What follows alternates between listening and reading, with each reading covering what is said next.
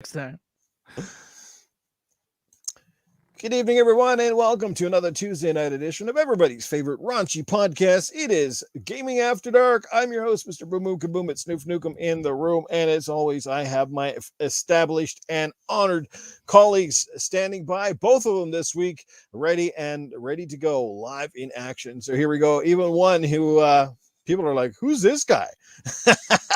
But we got the one and the only, the man who brings the comment back to sense here is live in the flesh. It's Titan Drago. Yeah, what's up, everybody? So yeah, Halo flight this week, man. I can't wait to talk about this during the show. Let's get to it. I want to get to that as fast as possible. People are still like in the chat trying to make out what? No, we got two guys on camera all of a sudden. What's going on? Who's this ugly? For a bit. And this other handsome chat over here, Mr. Frankie Four Eyes himself. It's the middle-aged game guy. Yes, well, good evening, Noof, Titan, Drago, chat. Everybody's excited for a great show tonight. I can't wait to hear the belly aching coming from Titan. Yeah, it was a great, great weekend playing that Halo flight.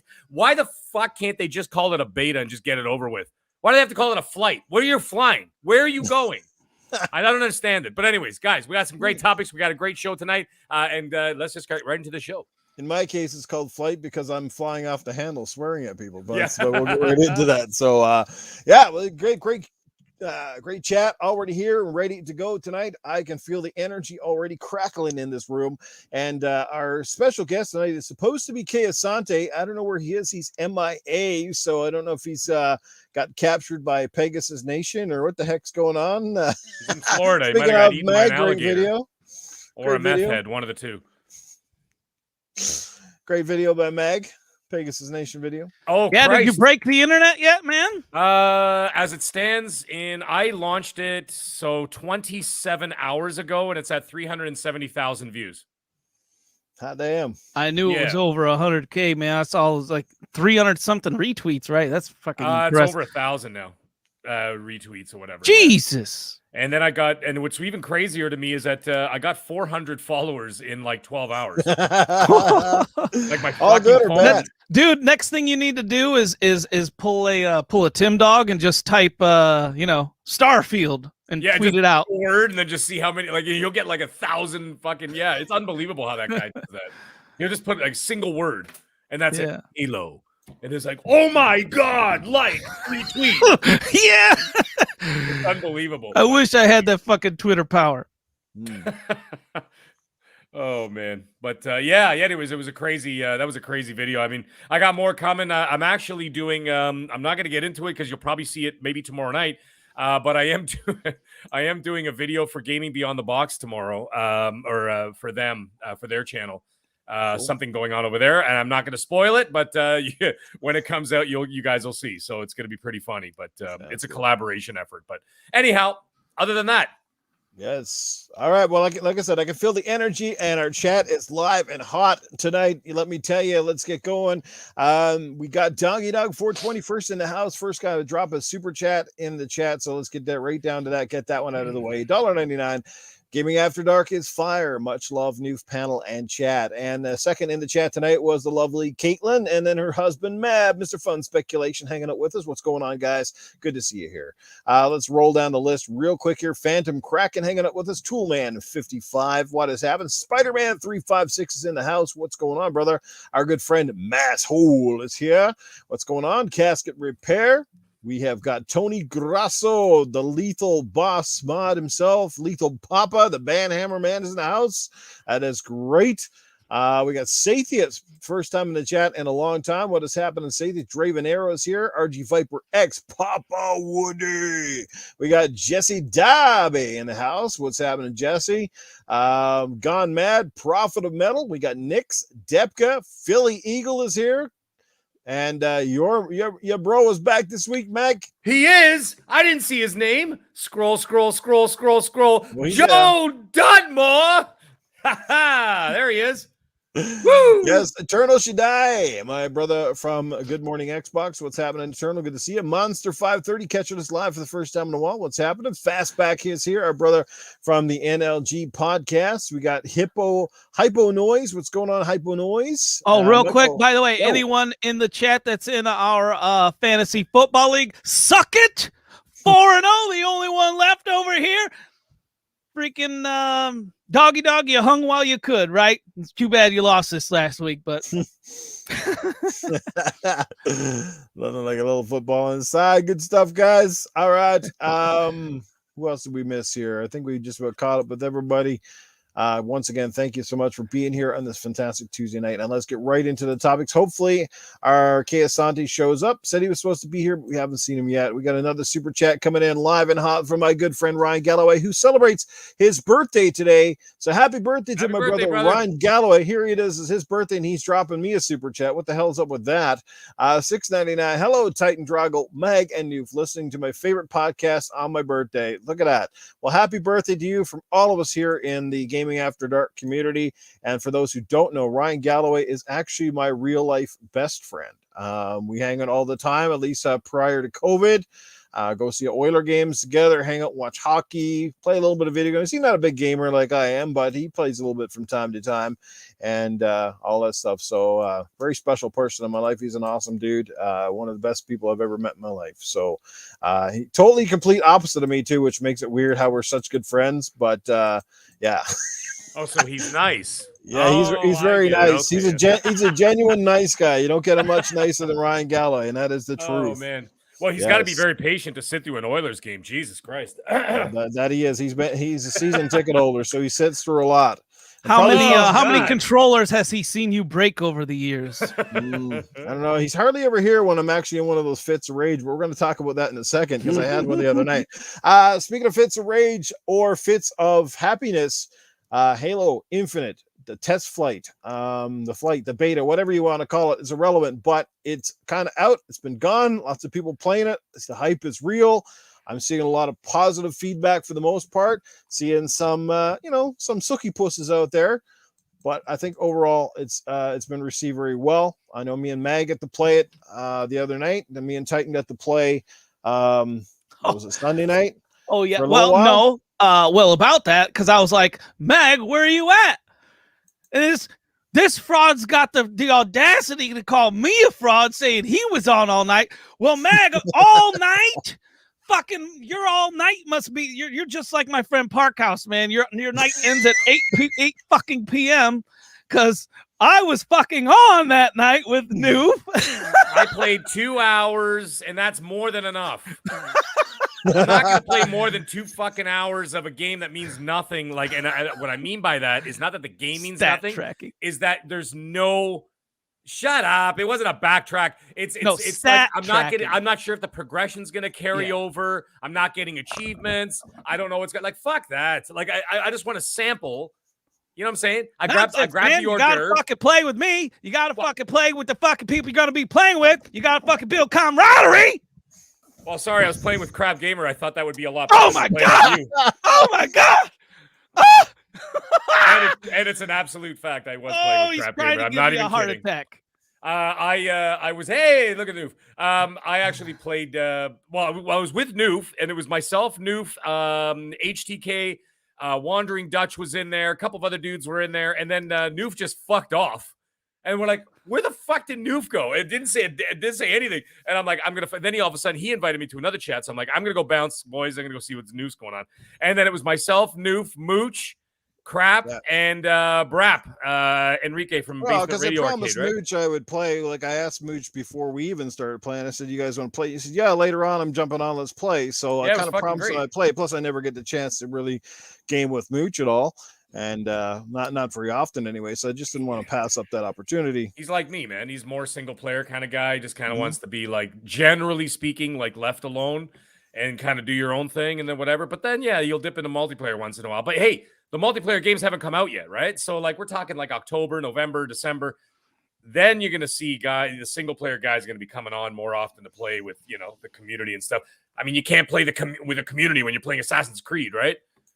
you know, and you're trying to listen to the dialogue, and some fucking guy's like, "Hey man, how's it going? What's going on?" I'm like, dude, fuck off! I can't hear what the king is saying. He's giving me a quest.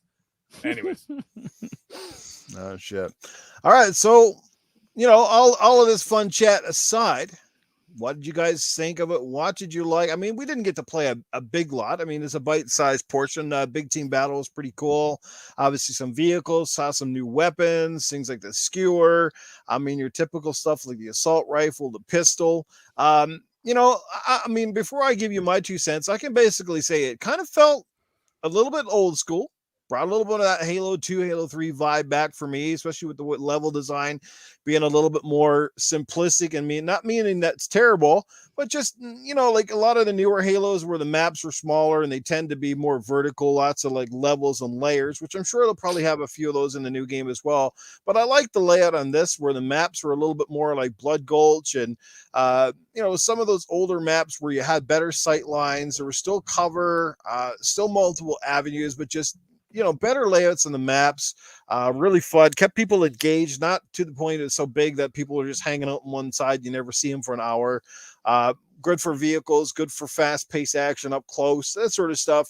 And of course the weapons and stuff. And, you know, how did you guys feel about it? Like I said, I think it was old school, but definitely that the faster pacing, the more, a little more of the Halo 5 vibe in terms of the feel of the weapons and the quicker aiming and movement and stuff like that. But they got rid of some of those crazy stuff. Like the one thing I'm glad they nerfed, you know, those things like that stupid jetpack where you could strafe left and right and stuff like that. They got rid of that sort of stuff. So how do you guys feel about it? Either one of you guys Titan, you've been dying to talk, man. Go for it, brother. Yeah, I've been dying to talk because I haven't enjoyed Halo this much since Halo 3. This is the first game from 343 that I'm like, I can get on board with this. So they've completely surprised me. Maybe they just needed more time. Maybe I don't know what it was, but things like I've noticed in the game is like the grapple. It leaves me wanting more of them, right? Like I can't get enough of the grapple. I feel like you rarely have it, and I think that you need more of it. So I think there either needs to be more drops, or maybe you need to start out with a few grapples, maybe some modes where with infinite grapples would be crazy. I mean, that grapple opens up so many cool avenues that just were not there before in Halo, and I think it's a perfect match with this game. That grapple is literally one of the things that is making this game what it is. Just like I'm sure you guys have seen it, like the sheer amount of like amazing clips of like the unique plays that that people are using that grapple with. Have you? Like there was one, it was so insane. There were 2 of them actually. This one dude's like grappling across the fucking map like Spider-Man. Like he grappled like 5 times. He grappled on the tree, got in the air, and he's chasing one of those banshees, man. Those flying fucking banshees. Yeah, I saw and that. He actually catches it. Same clip. It's so crazy cool. There was that one, and then there was one where the dude like gets on the back of a warthog and he like hijacks the warthog and he's driving, and there's like an enemy gunner in the gunner seat, and he drives the warthog off the map, jumps out, grapples the wall, brings himself back in the map, and the dude dies. So fucking epic, man. Like those are epic plays that you don't see on any other game. Yeah, and those are the assholes they put against me. Fucking Spider-Man, like the esports assholes. I always get grouped in with the esports guys instantaneously every fucking game. Not a regular human, you know what I mean? That can like just shoot the fucking gun and run and die when I shoot you. Nope. I get the esports guy that drives off a fucking cliff. And I'm going to disagree with you. I'm going to let you continue, but I got to cut you off here very quickly about this grapple situation. Listen, I like the grapple too. Love it, actually. I like what it can do. However, the overuse of that would get incredibly annoying to the point where you remember Call of Duty Infinite Warfare with those fucking jetpacks? Okay?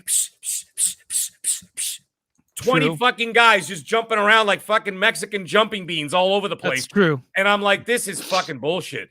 And then that's when people started screaming for boots on the ground again. That's exactly what would happen with that grapple if you put too much of it in. Leave it as a power-up. Let people fight for it.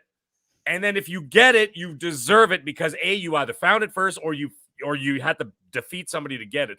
The only thing is that oh man, what was I going to say about that? Yeah, what they could do is actually, and I'm going to give a credit to actually Everborn Saga for this. Shout out to Everborn Saga because this was pretty dope idea. He's like, and I came up with the name, but he came up with the map for Forge.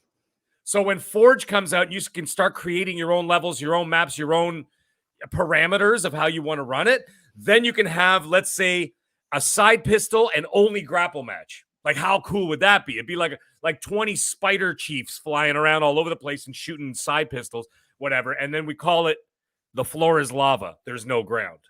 So it's like nothing but grapple. You know what I'm saying? But that's the kind of stuff you could do in Forge because then you create the rules as opposed to changing everything in like the multiplayer, right? Where I think that would get really goddamn annoying because all you'd be after, like, you know how it is when you play what is that Nuketown in Call of Duty? Mm-hmm. As soon as the round starts, 20 fucking grenades in the air. That's what that's it. And like it's so annoying. It just becomes like a grenade spam map kind of thing. It would be the same thing with grapple. But anyways, go on. Sorry. One of the things I'm saying, you know how to me, you know how Amalo. Do you know how I know at the same time? Yeah. Do you know how I know Halo is amazing? Kotaku is talking shit about it. They're saying it's like this buggy mess. I responded to them, bullshit, man. Fucking, there was next to no bugs. That shit ran smoothly. It ran calm and cool. There was even like, you guys seen that one video where like the entire team jumped on one warthog at the beginning of the match? So there's like 10 fucking dudes on a warthog and they like crash into another. Oh my God. Things like that, like people are like trying to break this game, you know, doing wacky ass shit, and it's holding its own and then some. So I don't know what the fuck Kotaku, and like I'm glad to see. I think Mav like blocked them. Like that's how you do it, man. Freaking. Can I ask you one quick question? When you guys play a multiplayer or you're using your Xbox, are you guys hardwired? Oh, Mav! Goddamn! Speak of the devil. Sorry. What's up? I thought the devil was you. Mav, what are you doing here? Hey, guys. I don't know. Somebody left the back door open. He just snuck right in there. Like, Boog, I said his name one too many times. He showed up. Like a fucking criminal. He just breaks in, shows up, looking for food. Left the door open. You're that guy, eh? You're that neighbor that just walks in the house without knocking, goes straight to the fridge. Hey, bro, we watching the game, and then starts drinking my beer. Mm-hmm. I know the guy.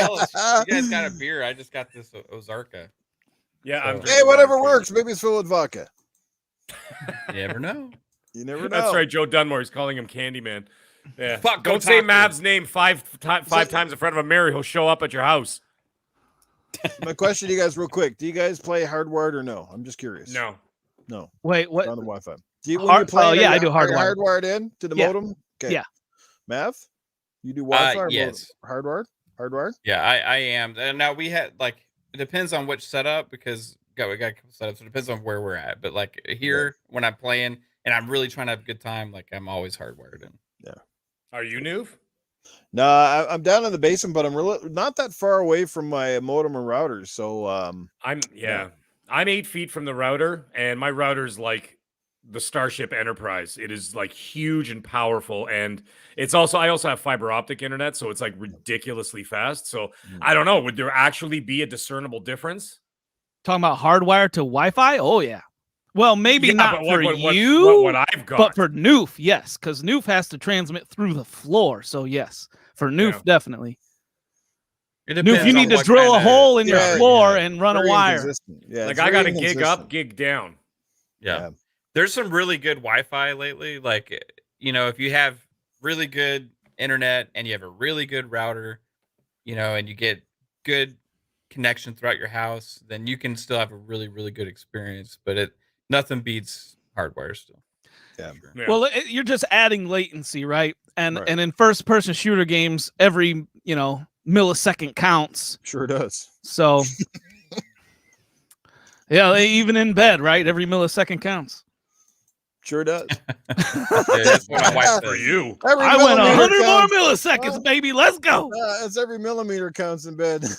Yeah, A little more, baby, a little more. Oh shit. So anyway, guys, continue your thoughts on Halo. That's why I wanted to bring Mav in here, because we all know, if anybody knows anything in this community, is Mav's a massive Halo fan and plays it religiously. So when you're talking to people to give you a great set of context on opinions, his would definitely be very valid in this conversation. So we'll get from him in a second, but I want to hear the rest of what your thoughts are. I'll hear from Mav, and then I'll kind of give you guys my 2 cents on how I felt about it. So continue on. I think you were still talking about there, Titan. So to kind of close out, I'll say the one thing that it's what the flights are about, right? It's about testing the network and about balancing the finalization of balancing, and they'll keep balancing even after the game comes out. But one blatant thing that needs to get fixed is that Ghost. The Ghost is OP. It needs a couple nerfs. Because right now it feels like every time I see that and I'm on foot against the Ghost, it feels like I'm playing Battlefield 5, like as a sniper class, and then I got a tank in my face. That's what it feels like. And I don't think it should feel like that. So, like, in my opinion, that needs to get toned down quite a bit. Because right now, like, there's the rocket launcher, which I rarely get. And when I do get it, there's like no fucking vehicles around. And then there's that one gun, the skewer. That can one-shot vehicles. But if you don't have that gun, oh my God, like, you're just running for your fucking life against that thing. And then maybe a grapple, if you got a grapple, which I have yet to grapple that thing and hijack it. And I have also yet to hijack one just by, like, getting close to them, which I think was my mistake. I think I'm pressing the wrong button to try and hijack it as they go, because I definitely know I've been in hijacking range. But maybe someone can answer me that in the chat, or anyone. Like, has anyone hijacked a Ghost without the the grapple? You can hold X. What the hell is that? You just got to be in just the perfectly right spot. That's a weird way to hijack a Ghost, but whatever. It's my grapple animation, man. Looks like you were just jerking someone off. That was Isn't this what the guy does? well, that's what the guy does to you, apparently. Yeah. Or is that what the woman Hey, does? I don't ask questions, all right? I don't go to the glory hole. I'm just saying. Sorry, Mav. Go ahead, buddy. Oh, I was just saying, yes, you can hold X up against the Ghost, but it's pretty finicky, like, because the Ghosts are pretty quick and there's not a very large area that they give you that access. So you got to get it just right and time it just right. But yeah, you can hijack it that way for sure. I've actually had trouble. Now that you mention that, I've had trouble getting onto some of those vehicles. Like, even for my own team, like, they roll up and they're like, "Come on, get in, asshole!" And then I'm like, "I'm trying." I'm pressing like the X button and nothing's happening. You gotta hold X for like it feels like a whole second.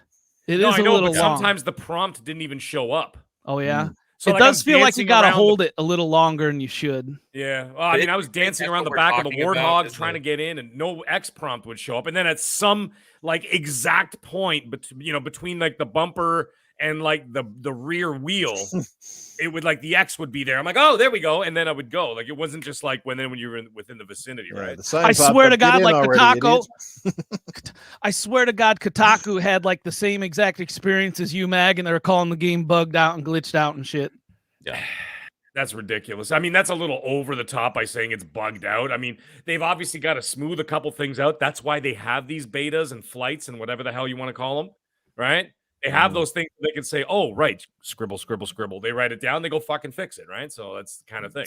So it might be just like a little bit off or something, but for Kotaku Tuesdays to fucking say it's bugged and it's whatever, that's a little over the top. They said I think it was like a buggy mess, they said. Oh, like that's very 2013 of them. Yeah.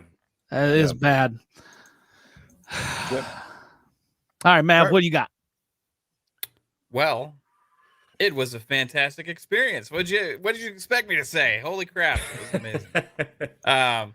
It really, like, it's hard. Like, this is the stuff we're talking about, these little nitpicky things, right? And that's great. You know what I mean? Because we could be talking about, oh my God, it was so broken. It was so, like, bad. You know, we're all dropping out constantly, getting crashes all over the place, having weird particle or artifacting or whatever. Yeah, you we know, could all, have all Call this of stuff. Duty right now. We could have Exactly. Vanguard. But we didn't have that. We had, for the most part, a smooth experience with little issues here and there, right? Mhm. And then a little like game, like 3-Bit said to me is like, hey, most of his critiques are just like slight balancing things, which exists for every shooter all the time, right? Everybody has their like preference on and this or that. Overall, I mean, it was just fantastic. But besides just how it actually played, like how I guess well built it was, I'd say it was just Mm. freaking fun, and to have the whole community come together the way it was playing pretty much one game over the course of these flights, and especially the Mhm. last one that was pretty much open for everybody. It was like hopping into this party, hopping into that party, having trouble because too many people wanted to play, right? And you could only have 12, you know? So it was absolutely crazy having the whole community come together for this. And I don't remember when that happened last, Yeah. It's been a long time. And this is just a freaking flight. Imagine when the full marketing campaign is out and the game's coming out and everybody and the single player guys that only care about single player are getting it, right? And then they hop in just to try the multiplayer and they get friend invites from everybody because this is going to be free to play on the multiplayer. Mhm. That's going to be on so many different devices and everything. It's going Yeah. to be crazy. And uh, I've heard a lot of things, but the most important thing for me about Halo was everything that they've played so far. Yeah. As a Halo fan that dates back to the first Halo game, it feels like Halo. It feels like Yes. what Halo should feel like, not like trying to be Battlefield. It's not trying to be Call of Duty. They went back to Yes. the core essence of what Halo is and evolved it from there. They forgot about all that other stuff finally. They like the loadouts in Halo 4 Mhm. Yeah. and then the stuff they tried to add Halo 5 and like these different weird abilities. Now the abilities feel like Halo because they're like pickups, right? And when you Mhm. do the pickups, they allow you to do cool stuff that like allows you to make these fun clips and at fun moments that you have with Halo, and the maps are amazing. Like Yes. we're getting the best maps since Halo 2 and 3. These Yes. maps that we've been playing in these flights already feel like classic Halo maps, right? Yeah. Like they feel like, wow, like this is the kind of stuff I remember from the Halo 2 and Halo 3 days. Zanzibar, Blood Gulch, all those things. Yeah. Yes. We're gonna have so many epic moments, and the number one thing I kept thinking at when playing this was like, man, I can't wait to get my hands on some custom games Yeah. because we had 12 people in a party, but I can't wait till we can have more and set up Mhm. our own matches and have fun with all the toys like the grapple shots and all the vehicles and set up our own stuff and just Yeah. freaking have a blast. It's gonna be incredible. I can't wait. Mhm. Yeah, I can basically say, how do you spell Halo? F-U-N. Yes, indeed, because this shit was fun. I mean, I had minor gripes with it, and some of them I'm not even sure where they stand. I don't even know if really it's gripes. I mean, part of it's just me. Maybe my Halo skills have suddenly fallen off. I don't know, but you summed it up very, very well, Mav. I don't have a lot more to say other than, like I said, the first thing I noticed, again, the map. Map design is key to a great game. Some of the Halos in previous years had some real good hits, a lot of misses too, right? They kept it simple this time. They went back to the well. Like you said, they made Halo what makes Halo special, that it isn't trying to be another type of game. It's going back to doing what it does best.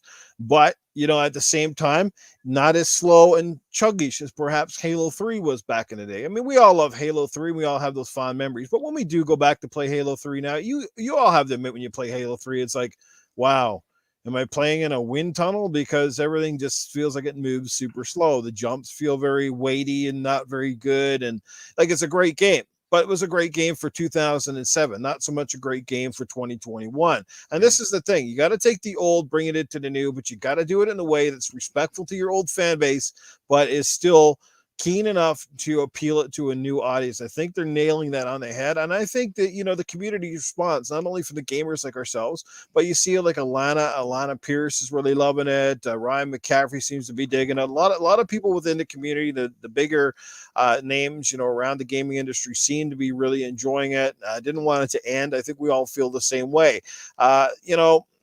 Mag alluded to the top of the show, like me and Mag and a few different guys, we played it and we're having a great time. Then me and Mag and a few other guys who sort of, are a little more PlayStation centric now seem to, find more bones with it, so to speak, kind of griped about it and moaned about it a little bit more.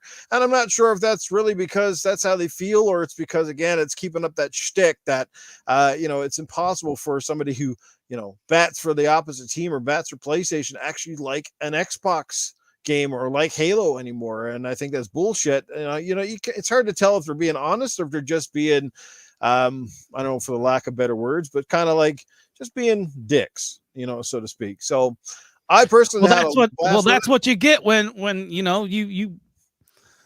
are the way you are, right? Like no one can fucking trust the fucking thing you say. Yeah. I had a great time with the game for the most part. Even just playing the bots during the practice sessions was good. And I guess that was the kind of gripe. And I mean, like I said this in my tweets, when I played against, the bots during the practice, I felt like bullets were registering. It just seemed like everything was on par. Then as soon as we got to PvP, it just felt like a lot of times my weapons were next to useless. And Mav can tell you, we play lots of SWAT. Anybody knows that I'm not terrible at SWAT. Definitely pretty damn good for most of them. Hold my own against some of the guys who play it religiously. So I know where headshots are. I know how to aim. I'm not fucking useless. I know I'm not as good as I used to be at Halo, but and that makes me frustrated because I'm wondering why doesn't it seem like I can, I was telling Titan before we got into the show, I said, I pick up that commando gun every chance I get. It sounds like it's supposed to be really powerful. It should be technically a power weapon, but I still struggled and just take down people, even though I know it's like, man, I'm hitting right in the head. I'm hitting right where I would be if I was playing SWAT, and these guys just are not dropping. I had some really good games that seemed to go pretty good. And then there was one in particular that were really, really bad. That was the last one I played before I legitimately got so angry that I was on a verge of smashing, $1,800 4K television set. Yeah, I saw that tweet. I was getting worried for you. I'm not lying. You can ask Titan. I literally let rip. I'm probably busted everybody's eardrums. I was swearing profusely, was not happy. But I could feel his anger. Like he was raging. Feel your anger. Yeah. Those moments when you chase a guy down, you empty the whole fucking clip right into the back because they're not that far away from you. Dude. They walk through it, they turn around, and they basically cap you in about 2 or 3 shots, and you're like, all right, now this is stupid. Not to mention, sometimes I'd shoot them half a clip, toss a grenade down next to them. They go dook, dook, dook, and they still turn around. You're like, okay, something's not regering. Maybe it's I was wondering the same thing. Does anybody have an answer to that? So, what the fuck is that? Because the same thing happened to me. The same thing happening to Mooch. We were like literally unloading full clips into a dude's face, and don't tell me headshots, because they got big fucking bobbleheads on those things, right? So they were easy to hit. I was headshotting motherfuckers and nothing. And Noof is absolutely right. Dude would just turn around with his fucking like potato gun and just go pa-dink. And I'm like, what the fuck? 2 bullets. Dude, I was struggling to drop people with the needler. And I normally just, when I get the needler, it's like, dude's going down. And I'd be like, and they'd be going into him. And I'm like, they're still walking away from me. But anyway. Each person I was trying to kill was like trying to kill Michael Myers. It's like a full clip, grenade, knife in his fucking heart, slit his throat, pull his guts out, and then the guy still got his shield up. And I'm like, Jesus Christ, what is going on? So I think a lot of it has to do with my play style. However, now that I'm looking back on it a little bit in retrospect, because when I play multiplayer online, I play Call of Duty and I play Battlefield, right? Yeah. Whereas the time to kill, I'm going around, I see a dude 30 yards away, pop, pop, pop, and I'm already moving before your body hits the ground. Right? That's the thing, man. That's the question I got for us all is the TTK, the time to kill. Is it too long? I think I don't think it's too long, but I do think some of the guns need a slight buff. Like the BR. The BR seemed naturally weaker than it has historically been. Like that seemed about as it seemed more like a effective as a Halo Nerf gun. Halo 3 BR instead of a Halo 2 BR. I like the Halo 2 BR. It feels a little bit stronger, right, than the Halo 3 BR. And I think it feels a little bit more like Halo 3 BR, but there's also like more different guns to pick up randomly, like that drop frequently in this compared to Halo like 2 and 3. So that may be why, because if it may be a little OP if they tweak it up a little bit. So it's hard to get that balancing, but it is. time to kill for most people that I have seen complaining about it is because they're used to that run and gun play style of Call of Duty, of Battlefield. Yeah. When you get the jump on somebody, right, it's automatically okay, you get the kill because you just unload your clip, it's over with.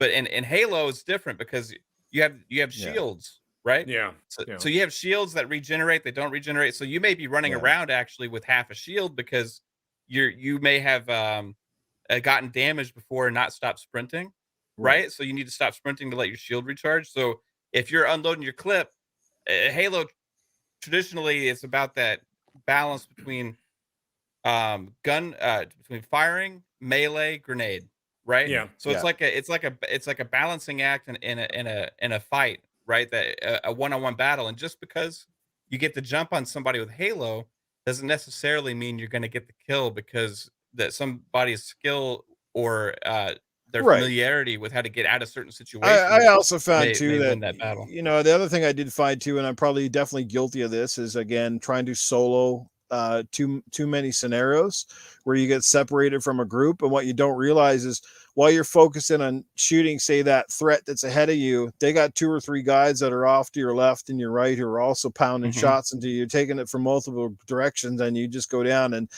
Halo definitely, more so than other shooters, relies again on team skill, how you play scenarios. And the testament of that is when me and Titan Titan Drago Jr. and who was the other guy playing? Was it Bomber? Yeah, Bomber. Like, we were playing and we were doing some capture flag. That was going pretty well, and we were starting to coordinate it pretty good toward the end and starting to pick up some really good games. Well, here's another huge thing, Noof. We were in we were doing the smaller team, and we had no randoms. Yeah. And when we're doing the big team, we had half of our team were randoms. And I was watching, I was dead a couple times, and they're just like walking around. The people are right behind them, and they have no fucking clue. So people, especially right now in this flight, there are a lot of really, really bad players out there. But for me, this time to kill, it essentially comes down to a few things. It comes down to headshots. Headshots are much more effective at kill. Like if you can headshot someone a couple times, that's huge. And the effective range, especially when it comes to the initial assault rifle, because once you get out of that effective range, and the effective range of that assault rifle is probably what, 20-30 feet, would you say, man? Barely 20 feet. Yeah, and you gotta, using the assault rifle, like, really to get the kill with the assault rifle is either you got to be firing at somebody else who's getting fired at already, or you got to rush them and then unload your clip and end it with the melee. Okay, and you got to ask a question then? You got to time it right. Let me ask a question then. This is something that I was trying to figure out while I was playing the flight on Saturday night, and I'm looking at it. I'm like, okay, I was starting to slowly figure out what weapons were effective at which distance, whatever else. Because I'd be like, going up like over this like stone bridge kind of thing, and the dude's underneath, and I would just start firing at him to literally no effect. And I'm like, okay, so obviously it's too far. So my question is, what's the point of a giant fucking map if nothing is effective beyond 20 feet, other than a sniper rifle? So, like, if you see a fucking guy 50 yards away, you basically gotta like, all right, let's go walk over to him. Well, and you gotta like fucking walk over to him, and you're like, all right, we're within 5 feet. Let's start punching each other and whatever. Like, it seems kind of silly. What's the point of the thing big is map? though, Mag, too, though, like when you start to really learn those things about the different weapons, it changes your whole thought process about how you're going to approach every situation. When it changes your gameplay, your style of play, right? You're going to go immediately. If you want that range, you're just constantly on the lookout for something that has more range. If not, then you're trying to get into better situations to use the weapons up close. And it's, you bring up a great point, because it's funny, because even Halo within Halo universe itself, you look at all of the games, you go back and play the Master Chief Collection. You literally have to learn how to play each and every Halo. Picking up one is not like the other. Whereas with Call of Duty, Yeah, it's the same. Other than some of the weapons and stuff, if you played one Call of Duty, they feel like almost identical when you move to the next one. Like almost nothing really changes outside of the setting, maybe the map and some of the weapons. But Halo does. Halo feels familiar. It still has the same kind of like play control, but each Halo within itself is different. Remember when we did the tournament last year there, when you guys held that tournament? And we went. Remember, we started out on the old Halo Combat Evolved maps. Yeah, and we're all getting killed mostly because we forgot that. Hey, when you jump off of a level, you hit the floor. It takes up half your shield, and the guy just pops you with one. Yeah. And then you go Halo 2, and you got to get used to the fact that Halo 2 is the dual wielding shit and everything. And it's like, and how some weapons, like you had that little plasma pistol, plasma and SMG was a lethal combo in Halo 2. Like everything kind of changes the way they tweak. And that's why I don't want to be like too hard on the game, because part of it's me, part of it might be the game, but we also know that they got a few months now to tweak a few things based on our feedback, how things go. So it's not like I'm going to sit here and be like, oh, I kind of suck at it, so Halo sucks. It's not that scenario at all. And I know I don't suck. No. But I was having one of those moments like that time when me, you, and we're taking on Titan. Remember that game we had before the warm-up tournament? And we could not kill Titan to save our soul. And we know that Titan's good at the game, but we also know he wasn't that good from all the other games we played. It was like he was like on another level that game where me and Mag could not drop. The two of us together couldn't put him down. He was like schooling us. It was so bad. Remember that, Mag? Oh, fuck yeah, I remember. And Titan's just laughing through it the whole time, like, you can't kill me. I was getting in your fucking heads too, because I was letting you have it, man. Yeah, I know you guys are just getting pissed. You threw off my confidence in the tournament, man, because I was like, what the fuck? I couldn't aim anymore. But no, I love this Halo. I think they did a lot right here, man. Like, so the maps, the play mechanics, the weapons, you do have to learn. Like I said, when you come from other shooters, spend a lot of time, you really have to learn or relearn Halo. You will pick it up quick, but again, it's that mastery, and that's something that's always set Halo apart. It does take mastery. It does take strategy. It does take the ability to strafe and to throw a grenade and shoot at the same time, and sort of predict sort of where enemies are going to go sometimes, instead of just that straight line tackling, not corner camping. Corner camping inside a room. It doesn't really work in Halo that much, unless you're doing it to melee somebody running through the door. But one thing, the hammer, also the bots, right? This is going to help a lot of new players getting into Halo, right? The bot matches. If you're having a hard time and really figuring it out because you're used to only playing COD and Battlefield and all these other games, they have those bot matches and stuff for you to hop into, and you can change the difficulty level and really ease people into it so they can learn all that stuff without just diving into PvP for the first time. Right. Yeah. And I'll just end on a note. Yes, for some people, this Halo is not going to change any minds. I guess if you've never liked Halo, you couldn't get into it. I don't know if this one's going to change anybody's mind on that. If you're just blinded because, again, it's Halo and it's a flagship Xbox title and you want to be a sourpuss about it, then by all means, to each their own. But, give Halo an honest shake and an honest opinion. That's all I think anybody asks for, because just downing it because you play PlayStation and blah, blah, blah, I think is a sad, sorry sack of shit way to go. This game is going to be a hit, whether you guys like it or not. You can mark my words. It's going to be on playlist for a long time to go. Microsoft making the multiplayer free to play alone is going to be a huge boost to this game moving forward. I can't wait to see the campaign. That's all I can say at this point. Hopefully the campaign lives up to this flight test we've seen. If so, we're in for a damn real treat. I mean, graphically, while I've seen better games out there, this game definitely has come a long ways from early preview stages. Looks really good. Like, I don't think it's bad by any means. Could it look better? Perhaps it could. But again, new engine. I'm not making excuses. They've had lots of time to cook this game, but I don't think anybody's sitting there at this point and really picking out graphics, because honestly, the game just looks sexy from one end to the other, in my personal opinion. Do you guys know that menu music? Oh my God, the menu music, dude. Wicked. You guys know the Battlefield 2042 beta drops, I believe, tomorrow, right? Tomorrow. Yeah, something like that. It's open beta. You can pre-download it right now. Yeah, I got that pre-downloaded. I'll be playing that. So if you guys are on tomorrow, hit me up if you guys see me online. I'm going to give it a shot, whether I buy the game or not, but I'll definitely give the beta a shot, see if it's good. Yeah, it's Game Pass. Everybody that's got Game Pass, Mhm. Game Pass Ultimate has access to it. That's Early, right. like tonight, or 2 a.m., 3 a.m. tonight. So tomorrow, technically, and Oh, then my it goes live for everybody. I think this weekend. What a time to bring it online for game 3 a.m.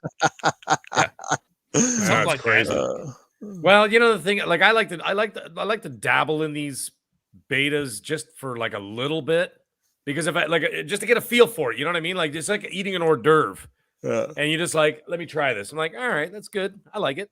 I'm gonna buy it. You know what I mean? Like I'll give it a Mhm. shot, but I ain't gonna play like some of these fucking guys are playing Halo.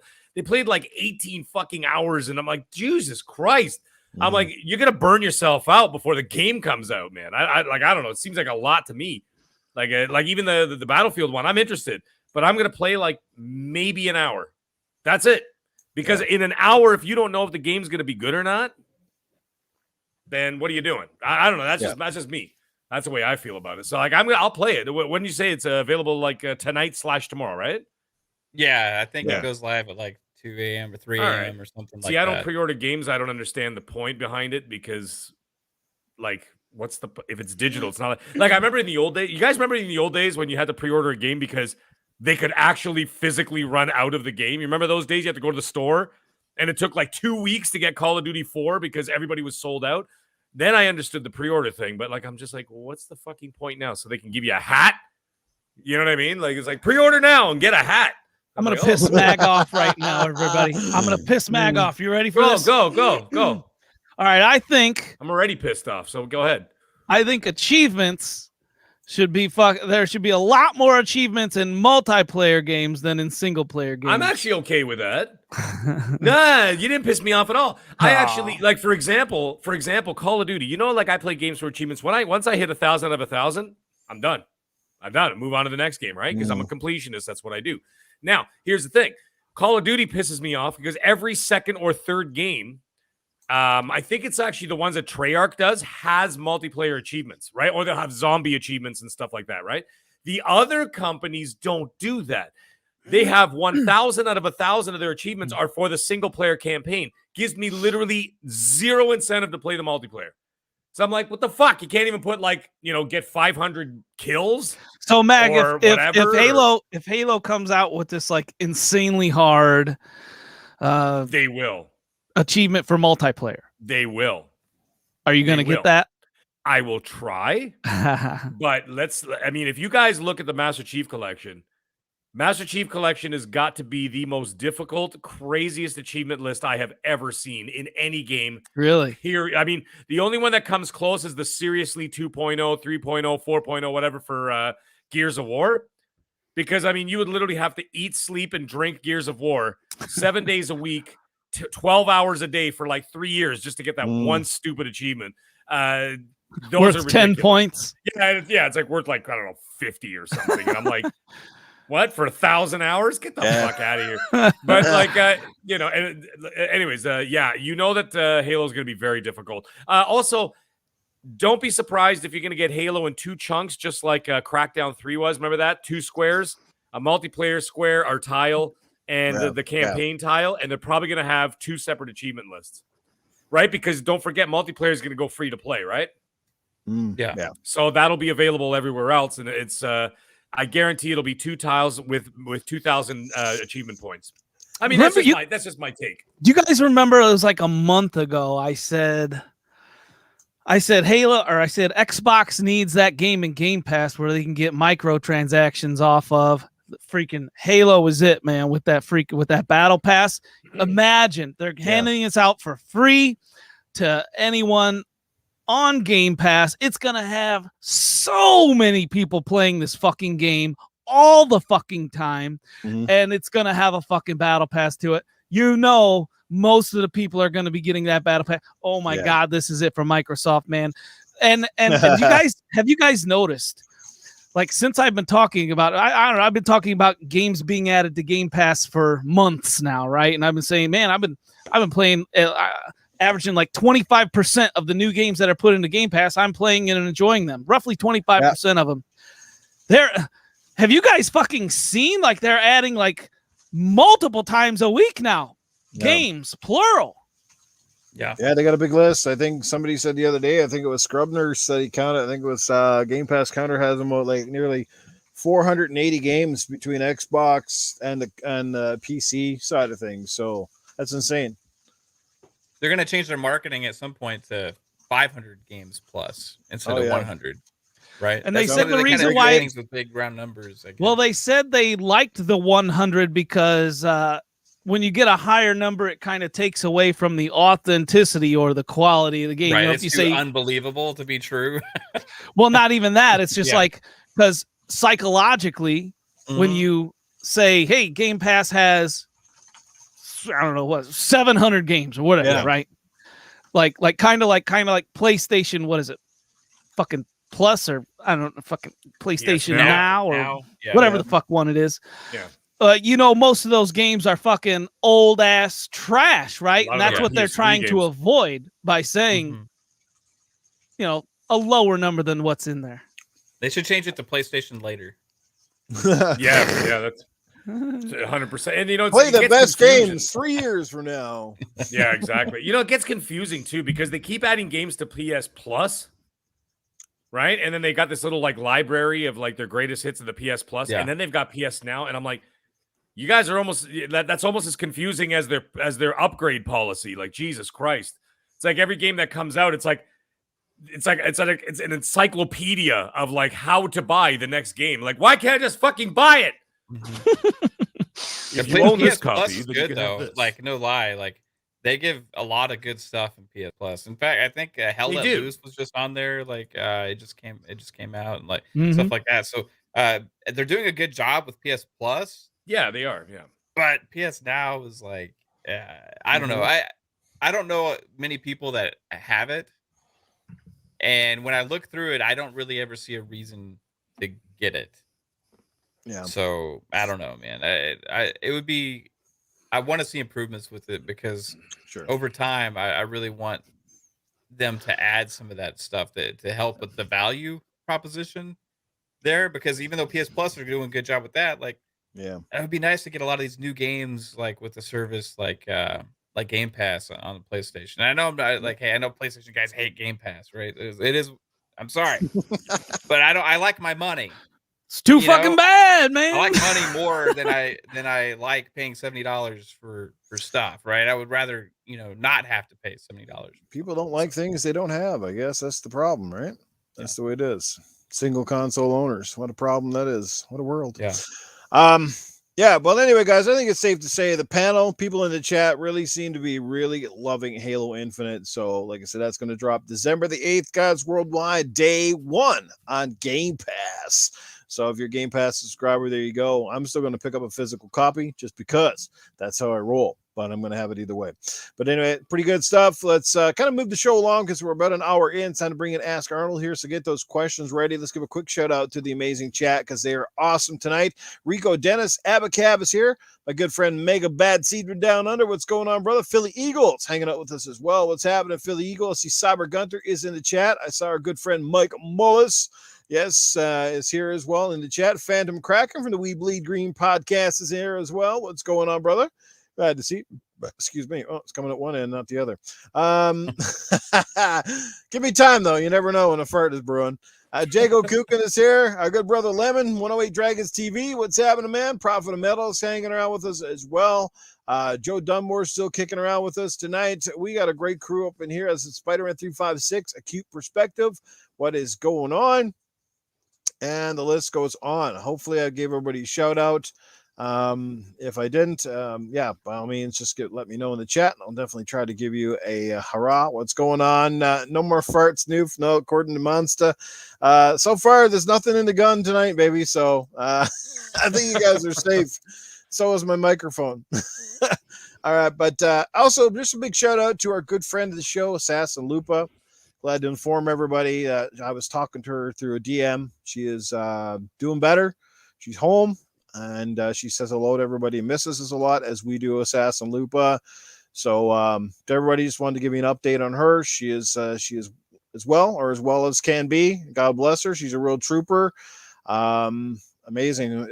She's told me some of the stuff she's gone through, and she's just absolutely amazing. I don't know how she does it, but glad to know she's back, and hopefully we see her in the chats or online here so much soon. So that would be really, really good. So shout out to you, Assassin Lupa. We miss you, girl. Get back. Get back soon. All right. Good stuff. Well, it's time to ask Arnold, who's got a question for the big man himself. And as I said, you're welcome to throw in questions for either Cletus or Safe House Sam if you wish. Just put them in the chat, whoever you wish to ask a question to. I don't want to do too many because it drags the show along too much. So choose your questions carefully. All right, Arnie, you got Mav, the Mag, and myself, and you got us all on camera. Who are you taking to the club as your wingman? I'm not taking either one of you fucking pathetic looking assholes. But it's nice to see you finally the Titan Drago. You put your big smiley grin up on the stage there. I mean, we've seen Mag multiple times, his fantastic shiny head. We've seen Mav, he's on a lot of podcasts. He's like a podcast camera celebrity. But I finally get to see the one, the only Titan Drago. I want to know, what's your bathtub water? Is that what you're drinking? I love your Titan Dragon condoms as well. Yes, bring the condoms back to sex. I've got mine on right now, just as we're doing the show. I'm getting ready. It's donkey time. Let's go. I better see some royalties from that. I got one from Princess Zelda here. Safe House Sam. If I opened your fridge, what would I find? Ugh. If you open my fridge there, Princess Ella, I'm going to tell you right now what you will find is either nice, cold, crispy beer, but a lot of hearts and livers. I never told you what kind of hearts and livers they are, but there be lots of shit in my fridge that be bleeding. Yeah, baby. I know how to eat a Bloody Mary. I know how to take it down. I never met a period I didn't eat. Oh, God. Whoa. Jesus Christ. That was horrible. Oh, look who's gagging now, motherfucker. That was an actual gag, man. There you go. Well, Yeah, also, baby. what beer you drinking? If you guys don't you keep it up, I'm going to bring my friend Freddie Felch over, and I'm going to send him down to Mag's house. Yeah, I'm good now. I'm over felching. I'm over it. Unless I picture it in my head. If I picture it in my head, it's over. I have another question. Here we go. Shit, I had one and I fucking lost it. The chat moved. Give me 10 seconds. 10 seconds. Here we go. Death the Kid asks, "Hey Arnold, if it's fishy, do you still eat it?" I think you already answered that question. Sometimes I would eat it. It all depends. I mean, you gotta put it in the context of the thing, you know, where she's been, what she's been doing, that sort of stuff, you know. But of course, you know, if you're married to her, of course you get down there and eat it. But you know, if she's just come from somebody else's house and she smells a little fishy, you don't want to be down there because you don't know what the heck you're gonna get yourself into. So I know I don't like leftovers, so I don't use fish.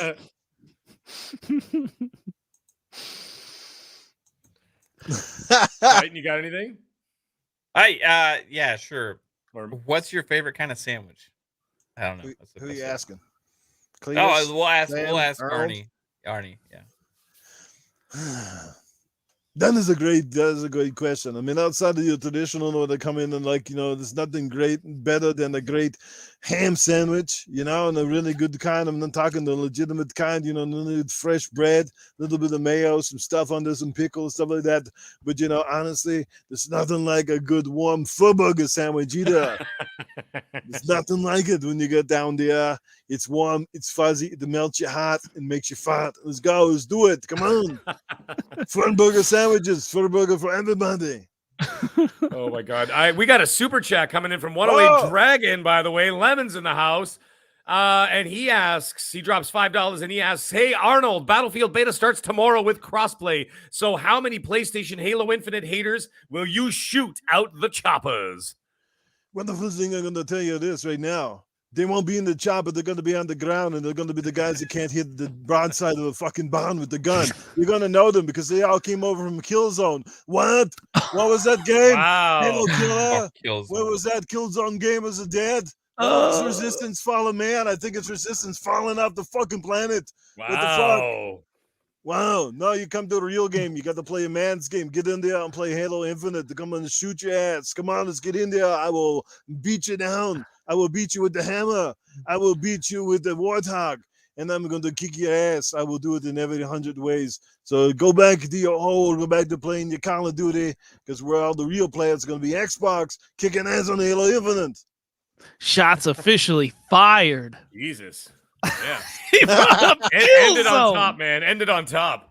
He Yeah, brought I'll up end it out there. Any more questions? Anyone for Cletus or Safe House? Nobody got Cletus. I saw Jesse Darby hasn't come in with a question for Cletus. He's always begging for Cletus. So we got one more. We're gonna do one I more got- question. I got Papa Woody. Hey Arnold, what do you think of Sarah Bond flapping around the stage like a pelican at the Tokyo show? Oh, it would take Sarah Bond to my house and she could flap all over my face. Oh, Oh my God. oh, she puts the ass back in Game Pass, baby. That's what they'll do it. Let's go, Sarah Bond. Give me a call. Let's give me a holler, because I'm a real baller. Let's do it. Come to my house. I get the bed warmed up. I will show you the true meaning of a buffet entourage. Well, I can tell you one thing, Phil. Buffet There's literally no danger of Phil Spencer or any other Xbox executive of listening to this show, so we're totally safe, man. It's all good. Okay. It's not like Phil and Yeah. it's not like Phil and fucking and Greeny are sitting there going, "What the fuck did he just say?" there's Well, I not a can't- chance No, that ain't If happening. you're listening to the show, Phil Spencer and Aaron Greenberg, you're welcome to come to my house. You guys can sit in the corner and watch. I won't charge you. I won't Oh charge you my for it. You can God. sit there. Oh, You can laugh, you can cry, I can gag you, I can put a blindfold on your face. As a matter of fact, I'm just going to stick you in the corner and you can play all the Game Pass you want. I'll pay for it. Oh my God, can you fucking imagine? Major Nelson, what the fuck did he just say? Yeah, oh my And God. it's not even going to start it on Major Nelson in his white gloves. I won't even go there.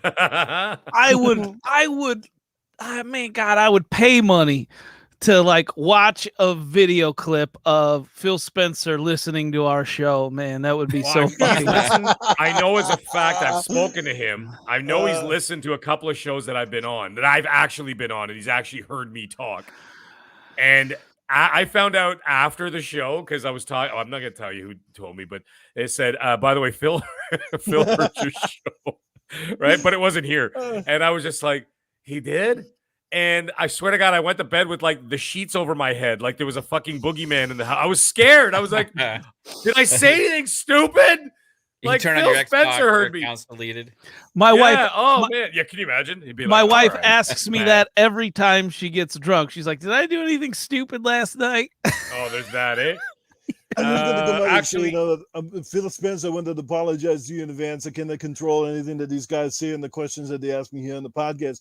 I wanted to say I'm sorry, and I'm going to say I'm sorry in advance because I know you guys over at Microsoft, you got all the special people out of the technical gurus, and they don't want you being over here shutting down Noof Nukem in his computer. You might come in and just hack the whole show and this thing go off the air. So, yeah, just be kind. Please rewind. Do it. No, don't do it at all. Sorry, Arnold. I have to read another super chat directed to Go for it. Arnold. Also from 108 Dragons TV. Lemon strikes back with another one, all capitals. Hey Arnold, what do you think about PS selling fur burgers in the can for $10? I will guarantee you this much. If they could do it and get away with it, actually they would. They would honestly do that for an extra $10. I honestly could. I wouldn't be surprised if that's not one of the pre-order bonuses for Horizon Forbidden West. It comes with an Aloy fur burger. It is a clip it over here and a sandwich bun. That's what you're going to get for an extra $10, an extra $20. You have 3 or 4 of them, maybe even some fries. Who knows what the fuck you're going to get with Sony, but they will charge you for it. Heck, I'm surprised they don't charge you for the toilet paper when you go to the washroom. An extra $10 a sheet to wipe your ass with the shitty games. Oh my God! All right. By the way, Nufa, it's obviously your channel, so you've got another super chat that came in. What? In Jesus. blue, but it's not for Arnold. It's just a regular one. Go Ah. ahead for it. You see it? Yes. Cinedex. Go Yes, ahead there, correct. Titan. Read it out. Halo is back. Ponies are crying. Life is good. There you go. Yeah. And by the way, Gotta Phantom refer Kraken, that I shit. didn't miss it. Scumbag. I see what you wrote in the chat. But no, I'm just kidding. I know. Yeah, Joe Good- Dumber, good keeping an eye on DLC, it. Horizon Forbidden Ass. Remastered Fur Burger, says Doggy Dog. Oh, Jesus. Yeah, Blue no. Point is going to make the Remastered. remastered fur burger edition. It's Fur Burger Director's Cut. Yeah, I'll just drink No. full. I heard the director is not cut. That's the problem. It's going to be the circumcised edition. Yeah. All right. Lots of questions. There we go. That one extended a little longer past, but great questions, everybody. Yeah. We'll catch you guys next. What's going on? Yes, said Baez. How are you doing tonight? Glad to see you in the chat. We got a great chat tonight, guys. Hopefully these answers were just exactly what you needed. And guys, again, it's all jokes. Don't take this too hard, will you? I mean, I got a funny feeling I'll get the hate mail tomorrow, but all righty. Let's get into the next topic of the evening, shall we? Again, we've got a couple of decent topics. Hopefully we can get through this one. This one should be fairly quick. Just Back for Blood drops on Game Pass next week. Speaking of the value of Game Pass, Back for Blood, I mean, it's a spiritual successor to the Left 4 Dead franchise, coming from some of the old developers. Some of us had a chance to play the beta a little while back. I loved it. I thought it was dynamite. I'm looking forward to diving into it again when it comes out. So that just leaves me to be, how excited are you guys for this game? And what would be your favorite 3 zombie games of all time? I know this might be tougher for Mab since he got a surprise invitation to the show and had no idea what we're going to be talking about here. But we'll give you some time to think on it, Mav. Titan, Mag, how about her? Have at it, Meg. I'm super excited. I always enjoyed what's it called? Left 4 Dead. I thought they were fun games or whatever. This one feels different. This one feels more like a Call of Duty zombies. You know what I'm saying? Like it seems like the gunplay was very smooth, very quick, very accurate. I was playing with you, Titan, wasn't I? Yep. That's right. So when I was playing the beta, which I only played for a little bit with myself, Titan, Cerebral Paul, and some random dude named Andrew, who was a goofy dude. But anyways, yeah, we had a great time. But the thing is, I really like the idea that you can upgrade your weapons. You can upgrade the character. You get XP. It's not just like round for round for round with like no discernible reason as to why you're doing this. So like you feel like you're progressing towards something, almost like it almost feels like Call of Duty, like RPG-ish style. Mm-hmm. You know what I'm saying? So I thought that was really cool. So it'll keep you coming back, right? Because you want to upgrade those weapons. You want to upgrade that armor. You want to upgrade this, that, the other thing. And then once you've done that, then you'll go into the other maps and maybe go on the harder levels or whatever else, right? So it'll keep you playing this game, and I really liked it. As for the actual game, looked great. The gore was excellent. The frame rate was solid as fuck, and that's pretty amazing to say because, I mean, like I said, it was a beta, right? So I'm really excited for it. I do not get to play it until the weekend. I'm away after the long weekend up here in Canada anyway for Canadian Thanksgiving. And then I'm away during the week. So I won't be able to play it till like the second or third day it's out. But either way, on the weekend, I will be playing it. So I'm excited to get into it. Not much else to say because we don't know much about it, really. I mean, we played the beta. There hasn't been that much news. Have you noticed that? Like if you go like to these big sites and stuff like IGNs and whatnot, they're not really talking about it. Like nobody, there's no articles. There's no like, hey, this is coming up. Check out, an article on the weapon progression or something like literally nothing. Everything has been, but I mean, mind you, Halo has been stealing the spotlight, right? So it's been all Halo. They're too busy writing trash articles about Halo. Well, yeah, IGN on the other hand has been praising it. Right. And then like you see all the other YouTubers, everybody's talking Halo. So really nobody's talking about Back 4 Blood right now. I'm sure it'll come back. And then, of course, we got Far Cry 6 coming out in a day and a half. Right. So there's that too. No. Oh, I heard it. Yeah. I thought it. Oh, my God. That was awful. Oh, it was fantastic at the same time. You stood up and bent over at the computer, didn't you? Don't lie. That was great. That was forced, Noof. I could tell. Yeah, it kind of sounded like a rusty machine gun. He's like, I did it to Titan, I did it to randoms, I gotta do it to Mag now. Yeah, well, Mag got it. I heard it, and I'm like, what the fuck was that? And then I always knew you were a tight ass. No, yeah, it sounded like a rusty chainsaw starting up. Anyways, yeah, you're right. It is a quick topic. I'm excited for it. Super happy that it's on Game Pass. I mean, that's amazing. That saves me $70 right off the bat, right? $80, whatever. Because in Canada, we pay more than you guys. So anyhow, there's that. So I'm excited about that. As for my 3 favorite zombie games of all time, I got to go with, obviously, The GOAT, Resident Evil, of course. And then also tied for first place for The GOAT for best zombie game out there. you got to go with Dying Light. Dying Light was absolutely fan-fucking-tastic. That was a great game. And another one that I really, really enjoyed. I really loved the first one, and I adored the third one. I enjoyed the fourth one. Was what the? Oh my God! Wow, Alzheimer's already kicking in. Dead Rising. There we go. Dead Rising. I really enjoyed Dead Rising. And remember that series? They did up to number 4, and then Capcom. It was Capcom as well, ironically. So I'm sure there's a million other zombie games. Honorable mention goes to Dead Island. Holy shit, man. Dead Island was great fun too, man. If you guys ever had a chance to go back, they remastered it. Dead Island is a lot of fun, and it's basically the precursor to Dying Light, right? So, but it's right up there. But I think it's both Techland, isn't it? Thank you, Wise Old Gamer. You're fucking fantastic. You never cease to amaze me. You're amazing. Between Noof's farting and your jokes, I could barely get through my segment here. Unfucking believable. Wise Old Gamer, give me some details about that, man. Oh Christ, please don't. Please don't. No details. No details whatsoever. So, anyways, yes. I need some role play, suggestions. Stop. What? Dead Rising, He's Resident got no brains Evil, and she's Dying dead between Light. the legs. All right, I'm done. I don't want to hear it. Bags out. All right. So real quick, I'll just say this is fast as pop. So Back for Blood, it's like, to me, it's like a fun mix of like an arcade game mixed with like a little bit of strategy. Well, actually a lot of strategy. And like the upgradable aspects that Mag alluded to. Yeah. And to me, that adds up to a really fun fucking game. Exactly what I'm looking for. And as far as my 3 favorite zombie games, I'm going to go with number 1, State of Decay. I love like base building and shit like that. I hope the next State of Decay has a lot of that. I love survival aspects. I love permadeath. Fucking State of Decay hit all that shit, man. Fucking they weren't, so many games are fucking scared of permadeath, because if you implement that poorly, you're fucking, no one's gonna fucking want to keep playing your game. State of Decay 1 did it much better, I think, because man, and I remember when I played State of Decay 1, I remember I kept playing, and like when you stop playing, the game keeps going on, whether you're playing or not.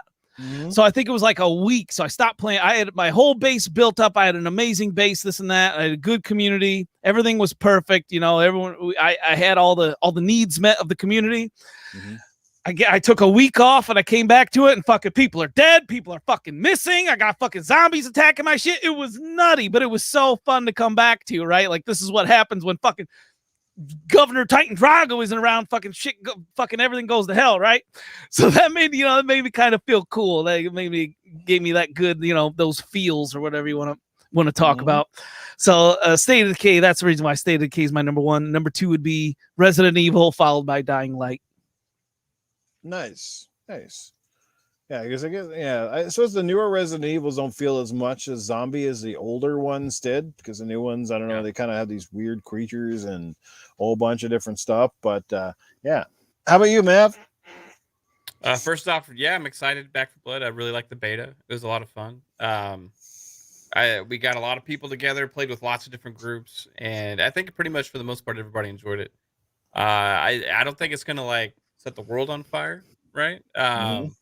But the good news is it is in Game Pass, so a lot of people are going to have it, and it's going to be a good time sink until some of the other games come out this holiday, right? So it's going to be a lot of fun running through the levels, and I'm excited to see what else is in the game that wasn't in the beta. Like I want to check out all the other stuff. So yeah, I'm pumped for that. And as far as best zombie games of all time, I was thinking about it, and I was like, man, like, I mean, there's really good zombie games, but I feel like there should be even better. Like, I feel like we're missing like the zombie game besides Resident Evil, I guess would be that. And then I know a lot of people that are really like The Last of Us would say The Last of Us. That just didn't click with me. But I feel like, man, it's like zombies is such a big genre. We have a lot of zombie games, but there's not like quintessential like, oh my gosh, No, great zombies. it's they kind of been all over the board. Some kind of take it serious. Some are Yeah, a little there's a bit lot of more okay whimsical. Like, so you kind of see the wide range of gauntlet. Yeah. You know what I mean? The traditional zombie, a bunch of mutated stuff. It's kind of crazy. Yeah, so my favorite of all time, 100%, is the original Resident Evil. Just because that hit different when it came out. Now, it doesn't hold up today very well. Probably not, if you were to try and go back and play it. But for the time when I was that like 12-year-old or whatever, playing it at night with my brother, and it was thunderstorming outside. We kept taking turns because it was scary, and those dogs jumped through the window right for the first time in that hallway. And then when that zombie grabs your leg for the first time, you're like, oh my God, it was so tense. Such a great experience. So Resident Evil, hands down, number one. Number two for me would be State of Decay 3. After on Series X, though, with all the updates running at 60 frames and everything, that game is great now. I haven't played all the way through. I haven't beat it yet, but whenever I pick it up and play it, I'm having a blast. It is excellent. If you played it at launch and you kind of got turned off, go and play it now. Oh my gosh, trust me, it's a great experience. Talking about the Juggernaut edition? Yeah, the Juggernaut edition, yeah. Go give it a shot with it because it has all the enhancements and stuff, and it runs really well. There's less bugs. It actually is really smooth, surprisingly. So go check that game out now. They just actually launched another update for it that I haven't had a chance to play, but Pong Soul told me it's absolutely amazing, where they went back to the original map for the first game, I think. And then I'm gonna lay a shocker for the third game. Okay, because this is just honestly the next game out of all of the ones I was looking through on this list. There's a lot of ones that I've played and I've had a lot of fun with. Dead Eye, those zombies in Call of Duty, like the Undead Nightmare. I've had a lot of fun with a lot of these zombie games, right? But none as much as Plants vs. Zombies. Plants vs. Zombies. So you're talking the old school, like the tower defense, or are you talking about like the third person version? I'm talking the old school. Got my when I had got my first iPhone, I had a iPad several years back. Playing that, I got addicted to it, man. I don't know. I played so much freaking Plants vs. Zombies on my phone. But Garden Warfare games are great as well. Though those are no slash, especially the first one. That was a great game for kids, right? And it was fun to play something like that is just kind of silly, but it had great mechanics. Yeah. It was a great game. So the Plants vs. Zombies, I'll just say the whole series, but especially going back to one of the best original, I think, mobile games. Plants vs. Zombies, for sure. Great picks. And nothing wrong with any of the picks. Like I said, you're going to have different styles of games, but at the end of the day, they're still zombie games, whether they're meant to be scary or they're meant to be whimsical and fun. There you go. Great choices. Good stuff from everybody. And I guess it's my turn to jump in. So here are my top three, and I'll start with 3 and work my way back down. Number 3, Dead Rising 3. It was a pinnacle game on the Xbox One when it launched. It was an exclusive title that remained pretty much, for the most part, entirely exclusive. One of those very few. That was one of the only places you could play it. It was a showcase title. It did a lot right. We saw massive amounts of zombies on the screen for the first time ever. We saw an incredible amount of improvisational weaponry in the game. Some was totally deadly. Some was pretty much hilarious. In fact, you could go around and kill zombies with a dildo gun and a freaking banana hammock on. That alone was priceless enough.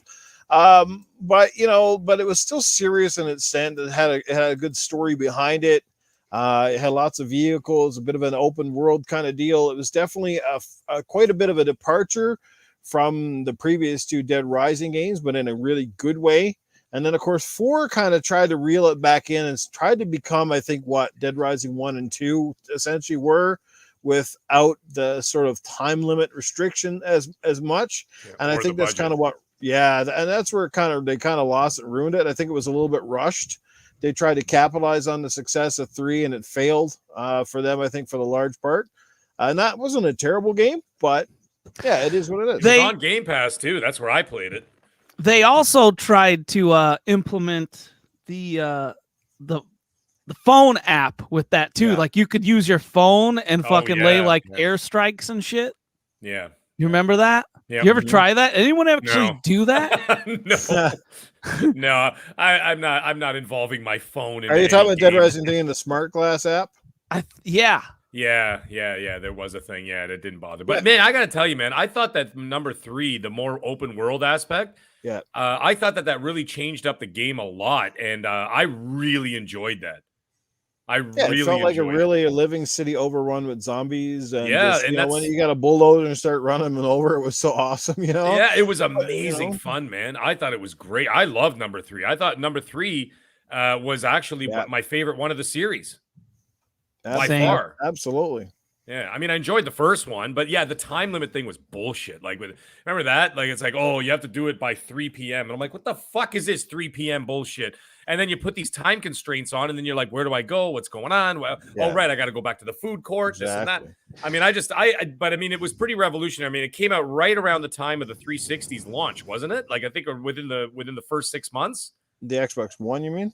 The Xbox One. Dead Rising 3? No, Dead Rising 1 I was talking about. Oh, Dead Rising 1. Yeah, that was like probably about a year or so after, I think. Was it a year? It was 2006, 2007, I think it was. Yeah, okay. Yeah, I remember it was within the first little, like within the year anyway. And man, it was pretty wild. I mean, I was just like, new console, new graphics, new everything. And I was just like, holy shit, this is crazy. And you're taking zombies' heads off with a fucking lawnmower. Remember that? You could lift it up. Well, it was one of the first zombie games that really didn't try to take itself too seriously. It was trying to let you have a little bit more fun, but yet still be like a little bit scary because it was how quickly you could get overwhelmed. Which, if you look at every movie you've ever watched, what's the dangerous thing with most of the zombies? It's never because they're a dangerous one-on-one. They're dangerous when they get in a group, when you get overwhelmed. And that game did that great sense. If you could keep yourself separated and situated, you were doing okay. But if you got boxed in, and that was easy sometimes, I'm going to wander down here, see what's in this alley, and you come out and there's like 40 of them, and you're running pretty low on weapons. I'm sorry, but picking up a rubber pylon cone and whacking them upside the head does not quite have the same effect as a good old shotgun or a nail spike baseball bat. But so number 3 for me is Dead Rising 3. Number 2, Left 4 Dead number 2. Just because it did everything that number 1 did, even better. That game actually felt scary. It always played differently no matter how many times I went through it. And that's the crazy thing. It wasn't a long game by any means. It's a game that, came out and would classify as a AAA. But if you look at it by today's standards, you'd almost go, oh, that must have been a AA because it wasn't all that long. Wasn't a lot to it. You had 4 characters, small stories, miniature segments, and that's it. But the key to that game and what made that game so good was the variety of enemies, the amount of enemies, and the fact that the AI always played it differently to that coding or whatever it was that they put in the game at the time where, they just kind of knew it was situational awareness stuff. It was really cool. So it always made for an interesting fight and it kept you thinking and kept you moving. So that was great. Love Left 4 Dead, the witches and the bloaters and all these things that were there. Yeah. I got to give an honorable mention to a game. I think it's an indie game. Yeah. It's called They Are Billions. If none of you guys have played, never heard of it. They Are Billions. Fucking amazing game, dude. So it's kind of like it's a top down, kind of like a tower defense / you got to mine for resources. So you got all these different resources to mine. While you're doing that, you got to build defenses, and these zombies are there's zombies on the map that you got to kill, and then they come in randomly, and then at the very end, after X amount of time, it's like, oh my God, they're coming! They are billions, and literally fucking just this massive from every direction. It's insane, man. And your fucking defenses better be immaculate by the time those billions hit, because it is literally you can't even tell how many zombies are coming at you, because it's top down and there's so many zombies on top of each other. Plus they got big ogre zombies as well here and there. And it's amazing fucking game if no one's tried it. Yeah. And you know what was another one? I don't know. I really don't know if it's classified as a zombie game, but I know people have really been talking about it lately, wanting to bring it back, is Fear. Remember that game, Fear? Great, man. Alma. Scary. Yeah, that game was terrifying. Remember the little crying girl or whatever the hell she was? Alma. Mhm. Yeah, she was just Is that her name? I couldn't remember the damn name. Fear Yeah. 2 was the best one in my opinion. And like you would Yeah. walk around and it was almost like when you played, she would just appear at different times, like randomly. And you could like I remember playing once and then something happened or whatever, and I got like so scared. Like I like freaking dropped the controller. It's like one of the scariest things that ever happened. Right.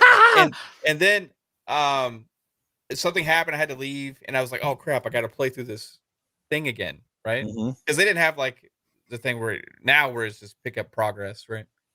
So I had to play through the game again, and I remember like walking up to that same thing, and I was anticipating the thing happening, and it didn't happen this time.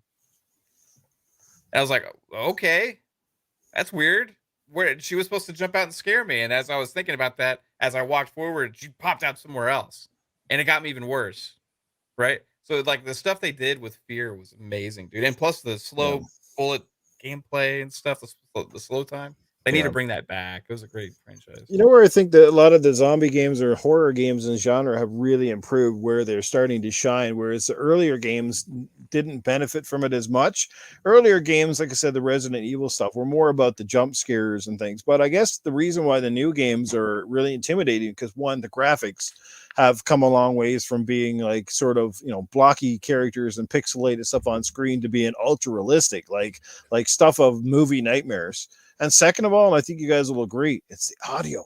Like most of these games now encourage you to use the headphones. And a game like a very creepy one as well, Outlast. Have you guys ever played Outlast with sound and the fact that you have very limited visibility because you have a flashlight and you hear those sound effects? And that's the shit that gets you in your head. And you're like, man, this stuff is crazy.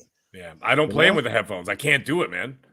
Yeah. Because the headphones are too fucking good now. It's not like, it's not like just wearing like a pair of like, Sony Walkman headphones from 1990. We're talking headphones that pick up every sound, every direct. And of course, if you're playing with the 3D audio or with Dolby, what the hell is it called there? Atmos.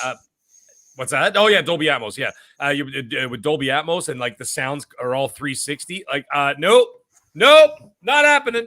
That's like playing Resident Evil 7 in VR. Ain't happening. Well, I tried that one.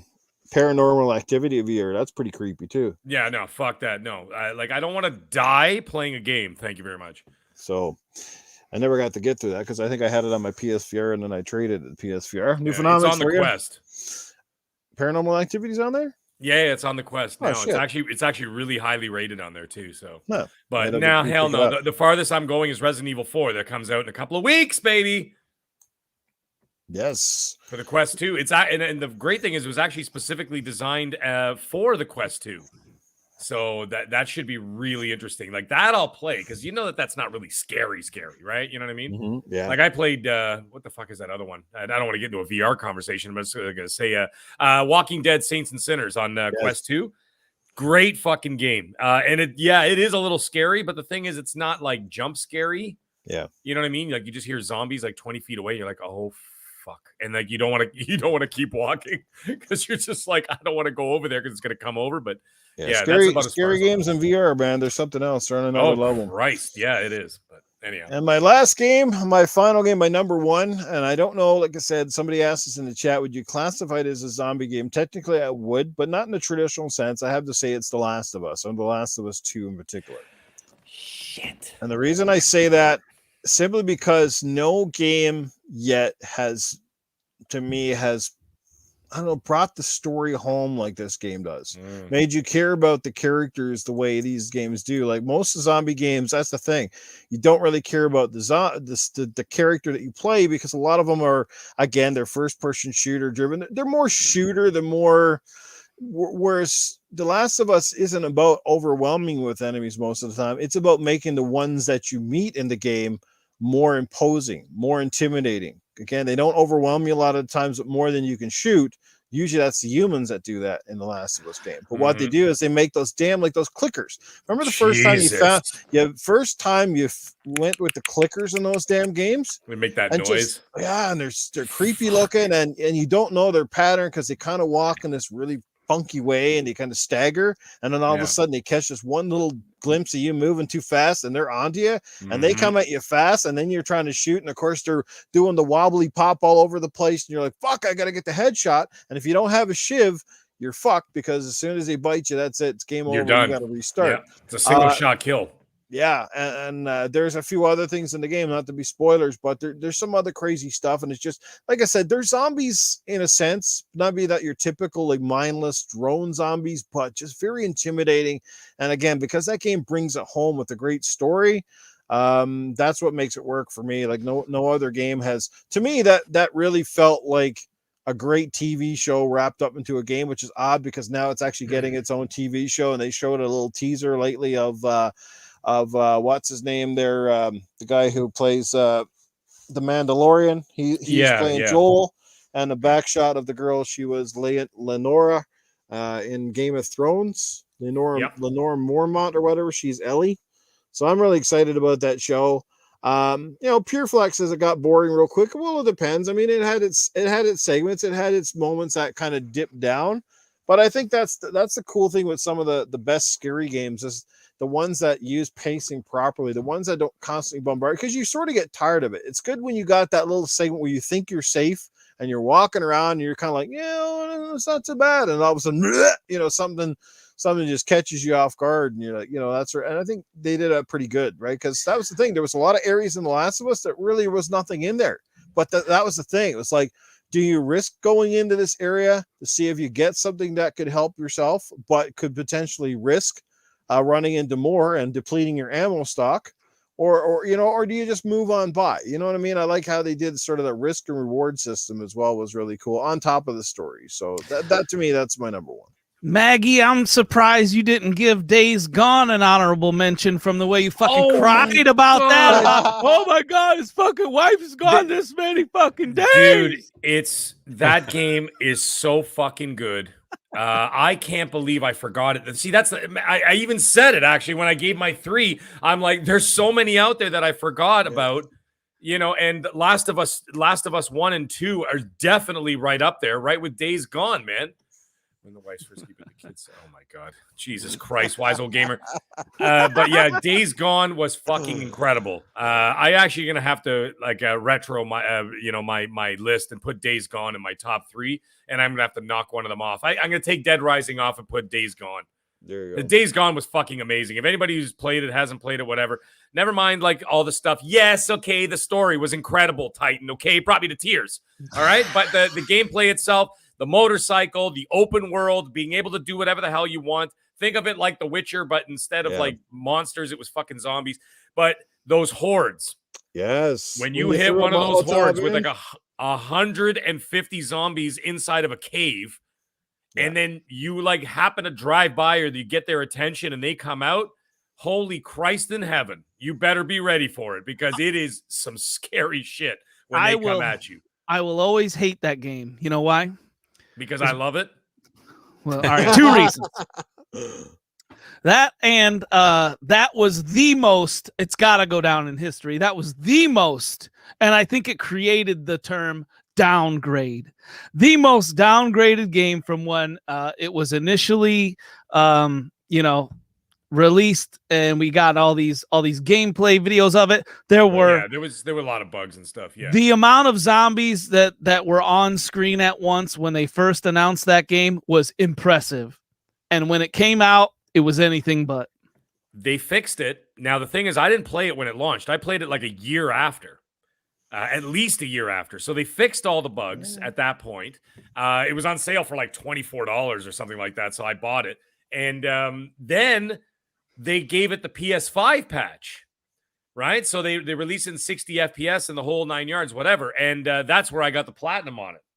I got the platinum on the PS5 because I was just like, holy shit. Okay, this is much better. Now, it didn't really, actually, like I said, besides the horde, like the hordes were like anywhere between 50 to 150 zombies at once on screen. I mean, it was pretty amazing. It was pretty terrifying game. But anyways, yeah, you're right, though. When it launched that first year, it was really rough. Like, we're talking like borderline, like Cyberpunk 2077 rough. You know what I'm saying? Don't compare all right, Cyberpunk on last gen consoles, maybe. Yes. Yes. Up. Look at that. We're in the middle of a show. Is that a Noob is Furburger? playing with his pussy. Say hello, Cheeto. It's a cute little Cheeto. It's Cheeto. Yeah, I ain't having Gizmo down here. Gizmo's staying upstairs because this is the time between like 9 and 1 a.m. He's like frisky, so he's running around the house. And like he would be like on here, he'd be over there, his face would be in the fucking camera, he'd be jumping on my lap, jumping over the table. I'm like, no, hell no, you just fucking run. I can hear him running around upstairs right now. All I can hear is because like he's trying to jump on the counter, you can't make it. Mm-hmm. Yeah, that's what he's doing. My cat's 21 years old. Nice. Whoa! And he's Damn. deaf now. Oh, shit. And only time he makes a sound is like when he makes this horrible like howling noise. It's like he's not a meow anymore. It's like a Yep. He's probably a zombie cat. Right? Yeah. My And wife's only cat. happens- Get that shit checked out. It only happens at 4 a.m. Right? Like Oh, it just, perfect. like, He's possessed. randomly. Yeah. I think he's like has dementia or he's delirious or something because he just like does it at a door that's shut that leads to like the bathroom. And it's like, why do you want to go in the bathroom? That's not where your food is. It's not where the litter box is. Come on. Well, you dude. don't know what the fuck's going on, man. He's no, like let me tell fucking you 1,000 something. years Yeah. old. My wife's cat, Cheech, just died a couple years ago. He was 22 going on 23. Yeah. And the thing is, he still had a baby face. I so Gamer, you're the fucking best. We took him to the vet to put him down because he was fucked. Like he was just done. And she's talking, and then the vet's like, well, we could do this, we could do that, we could do this because he always had a baby face, so you looked so young. Yeah. So she's like, well, we could go do this surgery, we're gonna put him on this medication, and then my wife's like, he's 22. She goes, he's Yeah. what? She goes, yeah, okay, we'll make an appointment. We'll put him down tomorrow. Like, but she thought the cat was only like a couple years old, right? Because he always looked like a baby, right? But yeah, he was 22 going on 20 fucking 3. And she rescued him, and he was abused when he was younger or whatever else, what the fuck. And then Megan, my wife, rescued him. And so, yeah, the fact that he lived that long is fucking remarkable. My God, what are you feeding your cats? They're all living that long. Jesus. Oh, look at I just Infinite, buy the same thing, cheapest right? shit at the Infinite. My cat is store, 22 right now. Holy My fuck, cat man. also is weird because it's like there's a name for it. I forget, but he has thumbs. Your cat has thumbs? My cat So- legitimately has thumbs. Okay, so sir, you have a Opposable raccoon in the house. I'm glad he's old because he used to give himself hand jobs all the time. It's really, Oh really, my really God. awkward. No, Dude, you have a raccoon. It's not a cat. no, I don't think he the does cat's have blind. I thumbs. think you are. It's a Uh, There's a raccoon. It's word going for through it, your I forget. garbage. He's rare. He's a rarity. People want this cat. Polydactyl. It's Princess Zelda. Polydactyl, what that's it is. right. Yeah, he's a Jeez Louise. polydactyl. Yeah. So he's a tabby, but he's a polydactyl. He's got thumbs. So he could actually like he'll like grab your hand and stuff. He'll grab you like your fingers and stuff. Mhm. Oh like my that. God, It's creepy. Yeah. Hey, wife, were you touching me last night? No, dear, I was not. You Yeah. go to pet him and he just like shakes your hand. Yeah. That's Wow. crazy. Damn. He's lost a All lot right. of that ability now. He just kind of sits there like a little All right. turd. We got one more quick topic, I guess. This is actually a fun topic, though, and I can't wait for again, guys. Back for Blood. Looking forward to playing it with as many people in the community as I can. Of course, I'll only have about 2 days to do that because you fuckers will probably move on to another new game that comes Hell out by no, the end of dude. that I'll week. be with you, buddy. I'm not So, leaving it. Yeah, but anyway, having your cat as a dinosaur. We got a super chat coming in from our good friend Mike Mullets, the original Mike Next Mullet. Level Gaming. $5. Sorry, I have not been active in the chat tonight. You guys made a tedious hour of installing a garbage disposal so much better. You guys are the best. Are you trying to tell us you're trying to flush us down the toilet? Thanks, Mike. We greatly appreciate you being here, brother. Glad we could make your tedious hour just a little bit better. So, alrighty. But our last topic for the evening before we bring in the one, the only Tony Baloney, is as about the because I think this we could have had more topics, but I think this is going to be all we're going to have time for. The new Ghost Recon Frontline was announced today. Hopefully, you guys got a chance to watch the trailer. According to the thumbs down on Ubisoft's trailer of this game, it's not looking like fans are overly happy with what they saw. Some people, obviously, if you happen to be a Battle Royale fan, you're probably super ecstatic. Plus, you might be ecstatic to know that this is going to be a first-person view of Ghost Recon. But, again, fans like me have said this on numerous podcasts. I want them to go back to the older style, like Future Soldier or Advanced Warfare, games that legitimately felt and lived up to the name. They have not been that for a while. The last one that came out, Breakpoint, was I think was a resounding flop for Ubisoft. Almost surprised they didn't kibosh the series, period. According to all the copies I see in the bargain bins that were literally in the bargain bin 6 months after that game released, not a good sign. But anyway, how do you guys feel about it? Did you get a chance to watch your trailer? Do you think this is going to rejuvenate the franchise, or do you think that Ubisoft has lost touch with its fans? Maybe let's try Mav first on this one. Mav? Well, it's funny you ask, because right before you sent me the invite to this show, I was about to go live and watch the trailer live and give my reactions, and I didn't, so that way I could be here and hang out with you guys. Aw. So I'm planning on doing that maybe after the show. If not, then tomorrow. Depends on if my wife lets me stay up and do it. But we'll see. All right. But I did see some stuff shared on Twitter and everything, and I saw like some screenshots that were taken from the trailer, and I also saw just everybody's reaction. But I'll just give you my thoughts on Ubisoft, because I don't have a lot to go on with this game in particular, but I think everybody's thoughts should be with the bigger problem here, not necessarily this one individual game. And remember, like, it was last year, the year before, when Ubisoft was like, "Oh, we're gonna make all of our franchises like free to play experiences and change the monetization model," and during an earnings report. And then everybody was like, "Oh yeah, they're not going to do it to all their games." Well, since then we've seen Assassin's Creed get a new, like, and was it Assassin's Creed Infinity? You see, what is it? The Division Heartland thing. Yeah. Then we see this X Defiant piece of crap that completely bastardizes the Clancy brand way more than this game will. And this is completely 100% what they're trying to do, and it's almost like they're just trying like all these different games to see if one of them works, because all they need is one of them to be a hit. Right. If one of these games is a smash hit, it can completely take off, like Fortnite or whatever, and change the company, like Epic did with Fortnite. Fortnite was successful. They completely are pretty much all in on that one game at this point. You know what I mean? So if they keep trying things, and I think that's what they're doing, and they tried it with that Hyperscape game and it didn't work, right? They're like, okay, we're gonna try this game, didn't work, so they're like, okay, now let's use all of our IPs that are popular and let's try and do it with those. So they got the arena shooter thing they're doing, they got the weird Heartland thing they're doing, they got the freaking Assassin's Creed thing now, and now they got the Ghost Recon thing. So I don't know, man. And then Rainbow Six got aliens in it coming out. Like, it's just like, where's the Clancy brand gone? What are they doing to it? They have no integrity with their IP as far as valuing what it stood for or anything. It's just like, hey, let's use the name and see what we can do with this. So that's Ubisoft's MO. They had the same MO before when Far Cry worked. So then all of a sudden, all these other franchises got to be open world, right? They made Ghost Recon open world.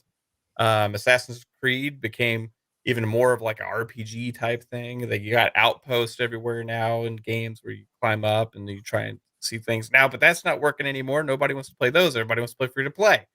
So now that they're doing that with all their franchises, they're just kind of following the trends and not really staying true to what people fell in love with in the first place.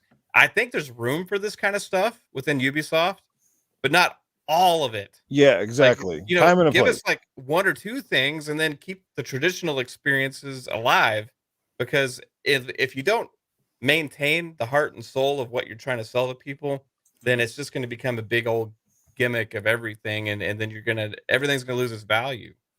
So I'm not a big fan of the whole thing, period, but I'll reserve my judgment on this specific game until I watch the trailer, and I'll give my thoughts on that. Okay. Let's let Mag in here, because I Yeah, know I'm gonna Tony jump in. Baloney's got to come in here real soon. I I'm not happy with the direction that Ubisoft seems to be going. Now, they're still releasing their single player games. I get it, whatever, Yeah. but it's just not with the same fervor and frequency that they were before. I mean, they still did a Watch Dogs last year. They still did Assassin's Creed Valhalla last year. They're still releasing content for those games. I mean, it's crazy that they've got year 2 of Valhalla coming up with all new DLC, like story DLC and stuff like that, right? So that is great.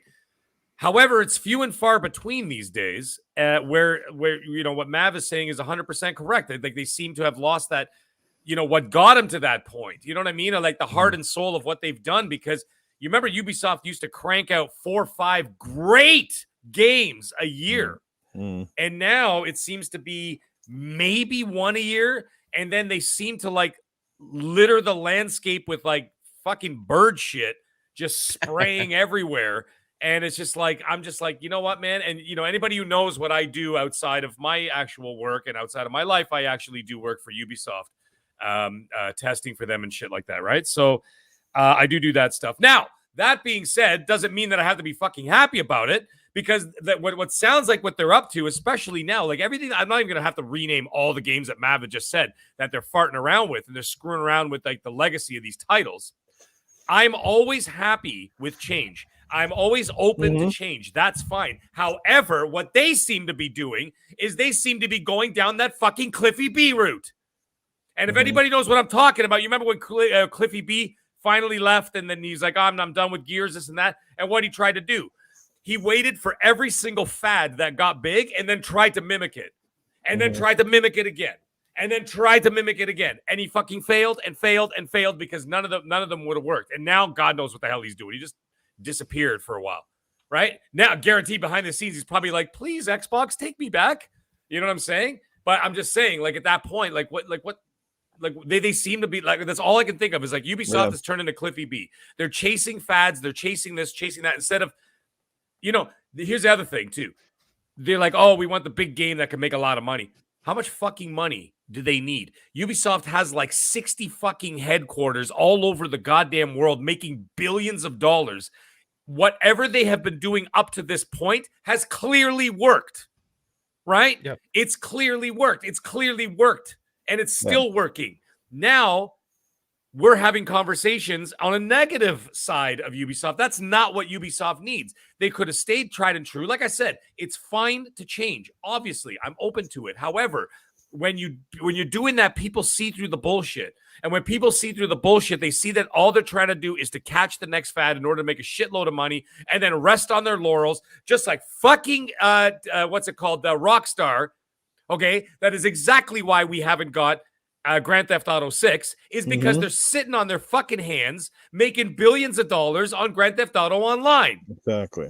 You know what I'm saying? And if everybody would stop buying bitchin' pink Miatas to drive around fucking Liberty City, then we would have Grand Theft Auto 6 right now. Right? But we don't, because they're basically making all that money off of there, and they're sitting there like this. Yeah, the They're going, fact that we'll they've get got to another GTA game 6. coming out for the PS5 and the Xbox Series systems is like, well, are you kidding me? You remember when Rockstar? Now, mind you, I do understand the point that when technology was, you talk about like 10 years ago, 15 years ago, whatever else, right? When the technology wasn't so advanced, the games weren't as advanced, whatever else. Rockstar used to crank out some fucking games, man.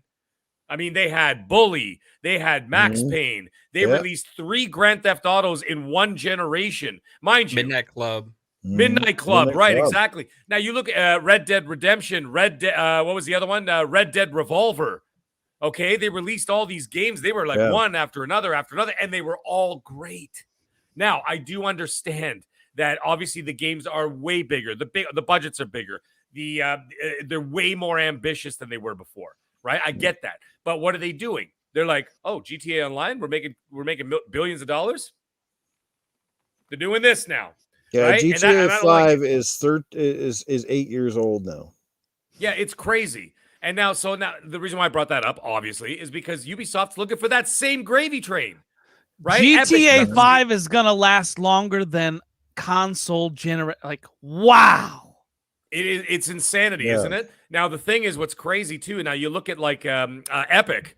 Same thing with Fortnite. Like honestly, my kids play Fortnite all the time, right? They're playing it more on their Switch now because I got 2 Switches in the house, so they're playing in the Switch more, so they can move around the house and do whatever, right? Great. But when you actually sit down and look at that game, as popular as it is and whatever else, at the end of the day, they're not doing fuck all.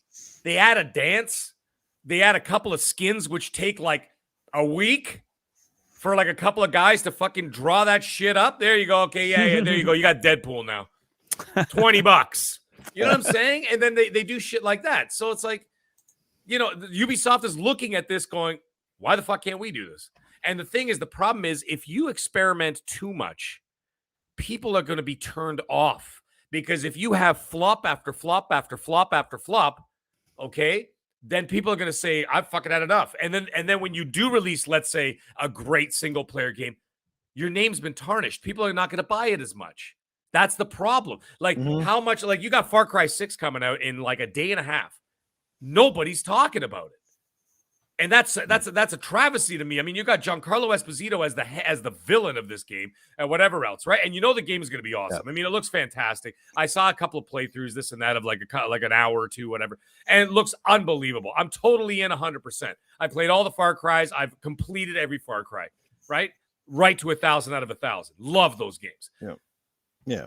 I mean, I just got to like Philly Eagle in the chat, like he said, and he's can't knock people for liking what they like and for extending the life of game. And look, I don't think any of us here are sad that Grand Theft Auto the online is keeping the game afloat. We get that, but did you really need to one announce like a version for every gen? And two, like, does that mean you cannot move along? Because I feel like Grand Theft Auto 6, and maybe I'm wrong here, but I feel like it's largely been delayed because they just assume a sit back and spend less money to build a new game as they're just taking the money from the old one. It's like, well, the new game is ready when it's ready. Perhaps they don't even have that many people working on the next.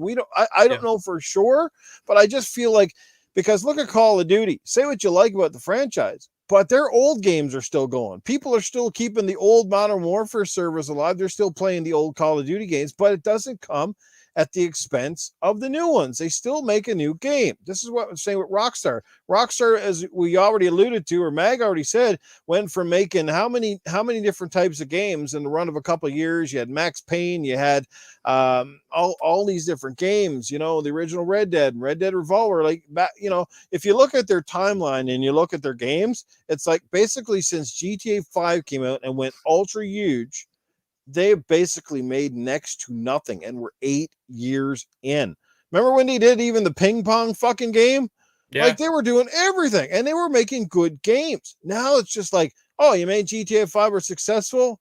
Who fucking cares about anything else? It's like, it's stupid. It's just, you got to see the point here. It's like they're stalling it on purpose. Now, when GTA 6 comes out, it's going to be massive. It's probably going to be amazing, but that's the thing, right? All right, well, Noof, you're turning this Ghost Recon into something else. True. Let's just reel it back in. Yeah, let's reel it back in is right. Like, because you and Philly Eagle, like, you're kind of saying the same thing just in different ways, and you're not, you're not all what you both are saying is not all that off from each other. And Philly Eagle, great points in the chat, by the way. I'm gonna piss off everybody now. Because all right, well, let's get this out of the way. BR is much better with a first-person shooter aspect, in my opinion, and I think pretty much almost everyone will agree with that. Because of just the camera angles. I hate having camera angles, and the third person, it's much easier to camp in a BR and things like that. So the first person knocks that out of the way. But this game, it's getting a lot of undeserved hate because of the game that people want. And people want Sam Fisher. And until they get it, every game they released, it's going to get this hate. It's going to get this kind of undeserved hate. This is a problem with the community, okay? And and my main point of all this is I just don't understand you motherfuckers. Because like Noof said, Wildlands 2, it was a flop, right? Breakpoint. So what the fuck was broken though? That was on the devs, right? Like when it launched horribly. It was a bad game at launch. It wasn't on the community at that point. I will say Breakpoint's way better now. If anybody goes and plays it now, it's a better experience. Right. But Ubisoft really fumbled that game at launch because people were excited about it. They played it. Word of mouth was really bad. It killed the game. Okay. So, but my thing is like, what are they supposed to, let's look at it from the dev perspective for a second here. Are they supposed to act insane? Because I feel like that's the way the community wants them to act. It's like either Sam Fisher or death right now, I feel like. And to keep going this like Wildlands route, you know, which bit them in the ass, I think they needed to go a different direction. They needed to do something different. And my thing is, let's just wait and see how this turns out, right? Like, because what if it's decent? And you know what? And that's all they need. They don't need it to be huge. They don't need it to be like Fortnite grand scheme level, you know? They don't need it to be. They just need it to be decent and earn them some money. Especially if Halo has no battle royale, Battlefield has no battle royale. There is a huge, people hate the word battle royale, the words battle royale, but there's still fucking a huge market of fucking gamers that love that shit. I'm one of them. But the thing, so this is kind of Ubisoft's like natural progression that I think a lot of people are missing. Because my thing is, why doesn't Ubisoft get a chance at battle royale, right? Like, how the fuck can we just write this off? And I that's think it's not necessarily about this game specifically. Well, It's that's about essentially what's happening. But from most of the community. Say that again. Say that again. People had the same reaction to X Defiant as well, and also the other, because they're compounding these announcements. Everything that they're announcing lately is some kind of free to play model monetization game that is using one of their popular IPs, and they haven't announced anything other than that in a while. So all of these games that keep getting announced is one after the other. One of these things, you got the Assassin's Creed, you got X Defiant, which is a Clancy game. And the freaking, you got Splinter Cell agents on the screen doing this. I mean, come on, like that's you doing that to the Clancy brand, right? As far as like this goes, Titan, like in and of itself, I agree with you. This game could be great. I'm going to go and judge the trailer reaction and later and say what I actually think about this game. But overall, if Ubisoft is taking this approach to just blanket approach across the entire lineup going forward, and it doesn't count Far Cry and Phoenix Rising and these other games that we've been getting over the last year or two, because those have been in development for a long time. Well, right? and Far Cry hasn't flopped yet, right? Let me put it to you this way. No, but neither did some of the other games that they're killing and moving forward. Like Bucharest could have made a traditional Ghost Recon game. The devs that are making X Defiant could have made a Splinter Cell game. They're choosing to use their development studios to make free-to-play monetization games instead of traditional games across the board right now. So is that the problem that we're having with this then? The fact that they're going to a free-to-play. So well, we got to ask ourselves why? Why is this a problem for Ubisoft? Because all of these other companies do it and no one bats an eye. Well, here's the thing, and this is what I'm going to say. Look, the Battle Royale is not my issue with this. I don't even with Halo, I don't give a shit if they add Battle Royale to Halo. If it pleases thousands of fans that love the mode, great. For me, I'm not going to play it, so I don't really care either which way. So it's not about the mode I'm against. Again, it's kind of like Mav said, it's kind of butchering the brand. Put it this way, if Metallica came out tomorrow and started playing Justin Bieber style pop music, would you still call them fucking Metallica? Right?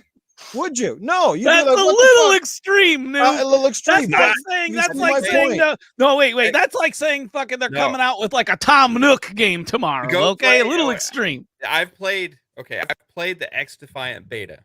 Okay, what Noof described is the best description I can give of that. Because I had all the Ubisoft games in the 360 era, and they played and looked nothing like today's Ubisoft games. I'm not saying that in all the bad senses of the word. I mean, Ubisoft has got some massive and amazing franchises, but I feel they do the copy and paste treatment on almost all of the games, where they're using these Tom Clancy names to drop people in. But you go back and play a Ghost Recon game from the 360, the last one being what was it, Future Soldier, and it feels nothing like the ones we've got now. Like nothing. It's so far away from tactics and from linear story-based settings to now just being a story in an open world and even Wildlands. So right. All right. So what if this game, what if this battle royale has a lot of tactics? Will that'll meet your need, right? No, that's not what I'm looking for in a that's what you just fucking said. It's not a Ghost Recon game though. Like it doesn't like they could call it anything else. You could call it like military warfare thing or whatever, but again, it's like that'd be like the guys doing Halo, and all of a sudden you take Master Chief out of the game and you put it in a totally different universe. Yeah, they kind of did with ODST, but take him out of the game, drop it in a completely different universe and make it totally different. And then you still have Halo anymore. I mean, I guess it all depends on your perspective. I get that. Like the fans of Ubisoft, how many of us for the last how many years have been like dying for a Splinter Cell? We can't make it any clearer to them.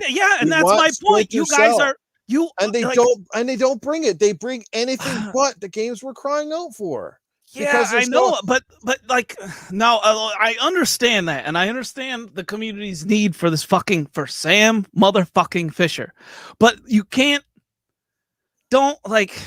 I feel like the community, and it's pretty much everyone that thinks that, everyone that wants a Sam Fisher, you could almost like draw a fucking make a chart of it, right?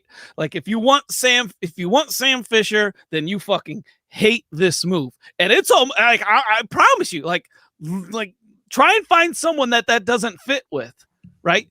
Because that's the way it is. And that's exactly what I said at the beginning of my rant. It's like this game, it's getting undeserved hate because what people want. But that's Ubisoft's fault, not the community's, because it's both, I would say. If Ubisoft had announced a couple of new games recently, instead of all of this other stuff, right? Then people be like, okay, they're doing both. They're not doing both right now. All these announcements are for these types of games, and every single one of them lately. What are you saying, Maggie? Brands, Did you call me Maggie? Maggie, I always call you Maggie. Wake up, Maggie! Yeah. What I was saying, what Mav was just saying, is that they seem to be only announcing those games that's what I was saying too, one after another, and people going, is this a trend?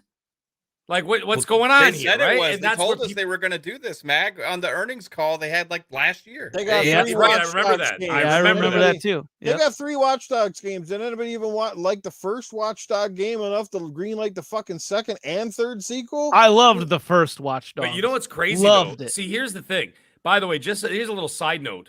Okay, I really love the Watch Dogs series. I didn't play the third one though. But anyways, besides the point, did you guys know that Assassin's Creed Valhalla was the biggest selling Assassin's Creed in the history of the franchise? I did not know that. I found that out. Which one? Assassin's Creed Valhalla, the new one. Really? Was the biggest selling Assassin's Creed in the history of the franchise. So that shouldn't that give some credence to the fact that maybe they should stick to what they know best instead of trying to throw things at the wall to see what sticks? Because Ghost Recon worked and then the second one was a complete flop because of what Mav said. It came out in a bad state, this and that, yada yada.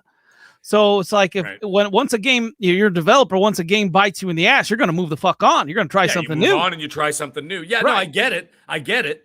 And like I said, just like I agree with New Fear, I'm not against Battle Royale. I'm not against it at all. But I just feel that like they seem to be, just like they said in that earnings call, just like Matt was saying, and we all remember that now that our memories have been jogged a little bit. But they did say that this is the route that they were going to be going for the next little while. Does not translate into your fan base and customers following suit. That doesn't mean that they're all going to just fucking jump on board. That's what I'm saying. Like Ubisoft, yes, they got a big name, okay? They got a big name. They got a lot of clout in the industry. However, it doesn't take a whole fucking lot to drop down 20 pegs. Just look at CD Projekt Red. You remember everybody was sucking their dicks right up until Cyberpunk released, and then they were just like, oh, fuck. Now CD Projekt Red is the laughing stock of the industry. I don't give a shit what anybody says. What? Come on, You man. fucking ask one person if they could say CD Projekt Red right now with the same and have the same look on their face that they did when you talked about The Witcher 3. I'm telling you, I'm just saying it's the Fucking look no further. That's me. I'm not saying it's us. I'm not saying it's you. I'm not even saying it's me. I'm You just said saying the find general one fucking gamer. I'm one fucking I'm saying gamer. the general population is saying that CD Projekt Red has lost. They're basically like they're gonna have to fight their way from the cellar. How fast did Microsoft lose everything when they went from the 360 to the Xbox One? It was like over fucking night. Over fucking night. They went from popular to dog shit in the public eye, right? It doesn't take much to fuck up, right? And I'm just telling you, man, Ubisoft is heading in that direction. One more flop, and they're going to have a serious fucking problem. I'm telling you right now.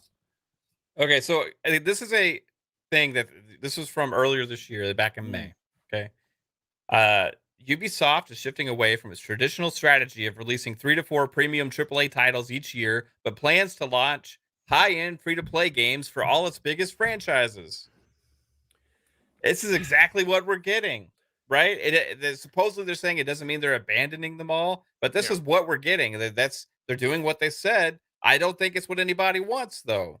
But there's nothing That's what I'm wrong saying. with it, though. Is my See, like point. they are There releasing is Far if Cry. it's only that. Like Far right? Cry's coming out, right? There you go. Yes, There's your but And AAA. then, and then President you got fucking- everybody's hated villain in Sony over there fucking making less games, but making the ones that they have absolutely fucking dynamite. They didn't take The Last of Us after its massive success. And turn The Last of Us 2 and they didn't turn The Last of Us 2 into just like some fucking wish-washy half-ass game No. to please all the fucking all of the baby boomer fucking crowd or whatever the hell is making all these games popular. Like Sony's, we can say what you like about Sony, but they're not fucking selling themselves down the river, not yet anyway, not when it comes to their games. No. I don't expect to see Their games fucking are great. Kratos.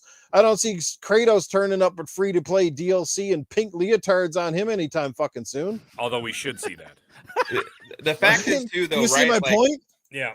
This has always been Ubisoft's MO, right? They just follow the trend.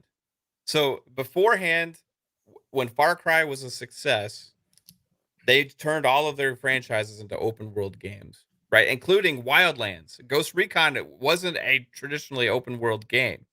It had more open environments and stuff like that.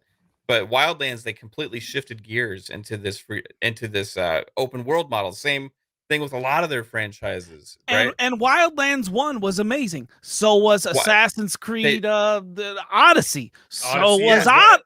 Odyssey was my game of the generation. Yes, and it was working, but now they're they're shifting from that to this model instead. Yeah, That's but that's just what what I'm they're doing. saying. So you're right, Mav. Like they changed they're following the trends, but they're good at doing that. So let's fucking not kill this game before it fucking comes But out. they're doing it at the expense of giving us the stuff that made us fall in love with the franchises in the first place. Thank you. And that is okay, but fuck, what about Assassin's Creed?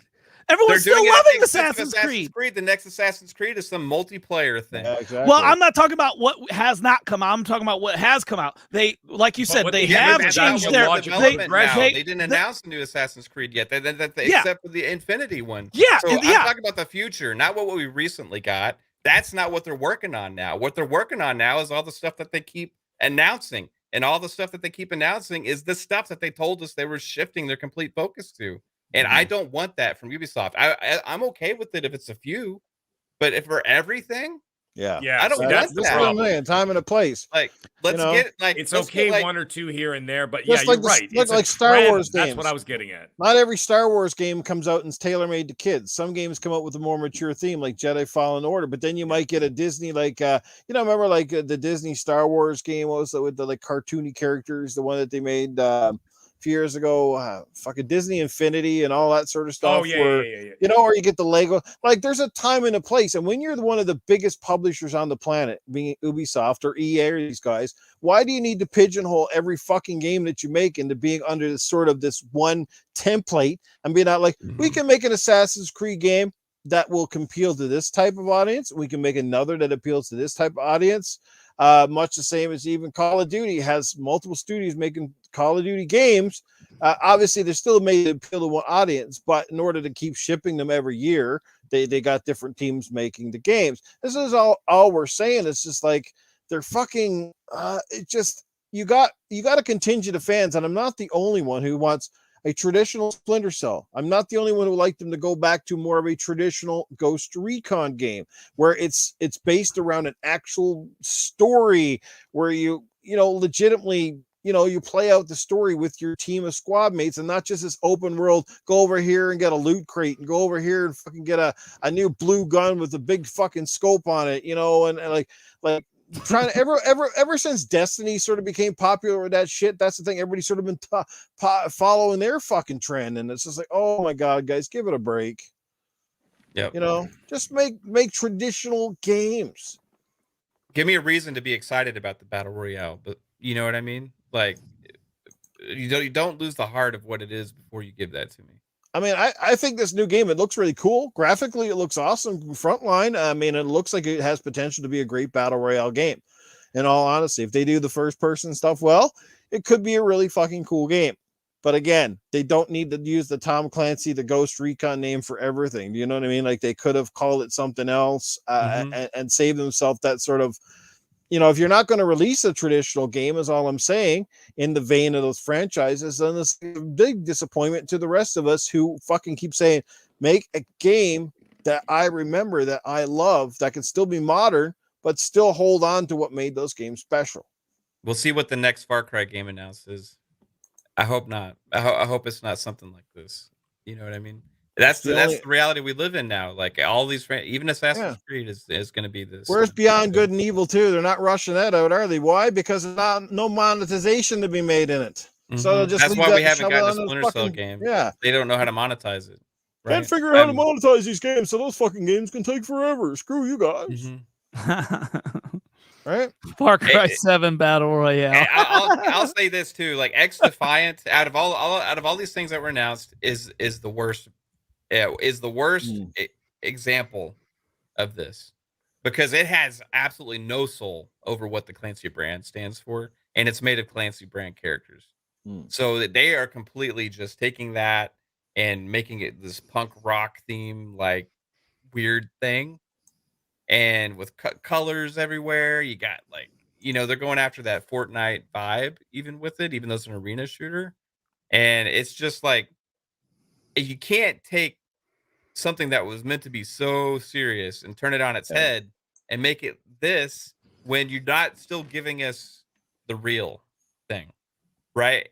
And it's like it was made out of a boardroom of marketing people instead of a creative developer thinking of it himself. Amen. Right. Thanks for all the hashtag Maggies in the chat. Fuck you and fuck that bullshit. All right. There's I no think it's Maggie time to in move here. along and bring in this charming young chap. He looks like he's chomping at the bit, or at least Young. ready to eat that pipe. Let me tell you something, Nukem. First of all, let's get something out of the way right now. The numbers tonight have been way down. Why? Because Titan Drago decided to turn on his fucking camera. The worst idea in the history of YouTube. Let me tell you something. At the very beginning of the show, Titan Drago says, "Oh man, I can't wait to start the show." As soon as I saw his ugly mug, all I could think of is, I can't wait for this show to fucking end, because I don't want to keep staring at that face. It's unbelievable. Let me tell you something. Oh, and by the way, Titan, seeing that you're gagging halfway through the show, what the fuck is your problem? Aren't you used to that by now? Gagging every weekend on something, huh? And I'm sure it ain't. I'm sure it ain't no fucking bad American beer, whatever the fuck you're drinking down there. That's right. What are you doing hiding? Yeah. Put it down. Stop embarrassing yourself. Platinum my balls. Another thing, by the way, before I get on the other things, Mav, this this thing that you have with the thumbs. This raccoon you have. What the hell is it called again? Polydactyl. A pterodactyl. That's right. Yeah, pterodactyl. Yeah. So, this pterodactyl you have. Listen, do yourself a favor. Let Titan Drago bore it for a weekend, because it's the only time he's ever going to get a hand job. Yeah. He's old enough. He probably wouldn't even know he was doing it. So my god. Yeah. Oh, there he is. He's gagging again, folks. Oh, Let me least tell you he's something. At least I he's got- going to get some old pussy, that's for sure. Oh, well, hey. This show will be the Unbelievable. death of me. Yeah, yes, it is, because I'm going to kill you. That's exactly why. That's right. Yeah. And Prophet of Literally. Metal, I saw what you saw at the set. You said you want Mag to do a floss. Listen, I can't do floss. I can't do it at all. I don't even think the mic cord's long enough so I can do some fucking stupid whatever the fuck it is that these guys do. Anyways, I'm not doing it. However, I do have one last thing to say. Mike Mullen, thank you very much for the super chat, by the way. Very greatly appreciated and everything else. But the fact that you were installing a garbage disposal, I didn't realize it took an hour to install Titan Drago's mouth. Yeah. Unbelievable. Yeah, fantastic. Anyways, does anybody have any questions? Well, oh, and by the way, I actually have one more thing I will show you guys at the very end of my little segment. I guess got something else. It's the new mascot for Gaming After Dark and pretty much every single one of Noof Nookem's podcasts. I'll show you in a couple of minutes. Does anybody have any questions for me before I take off for the evening? I have one for you, Tony. Hey, what is your favorite Ubisoft free-to-play experience?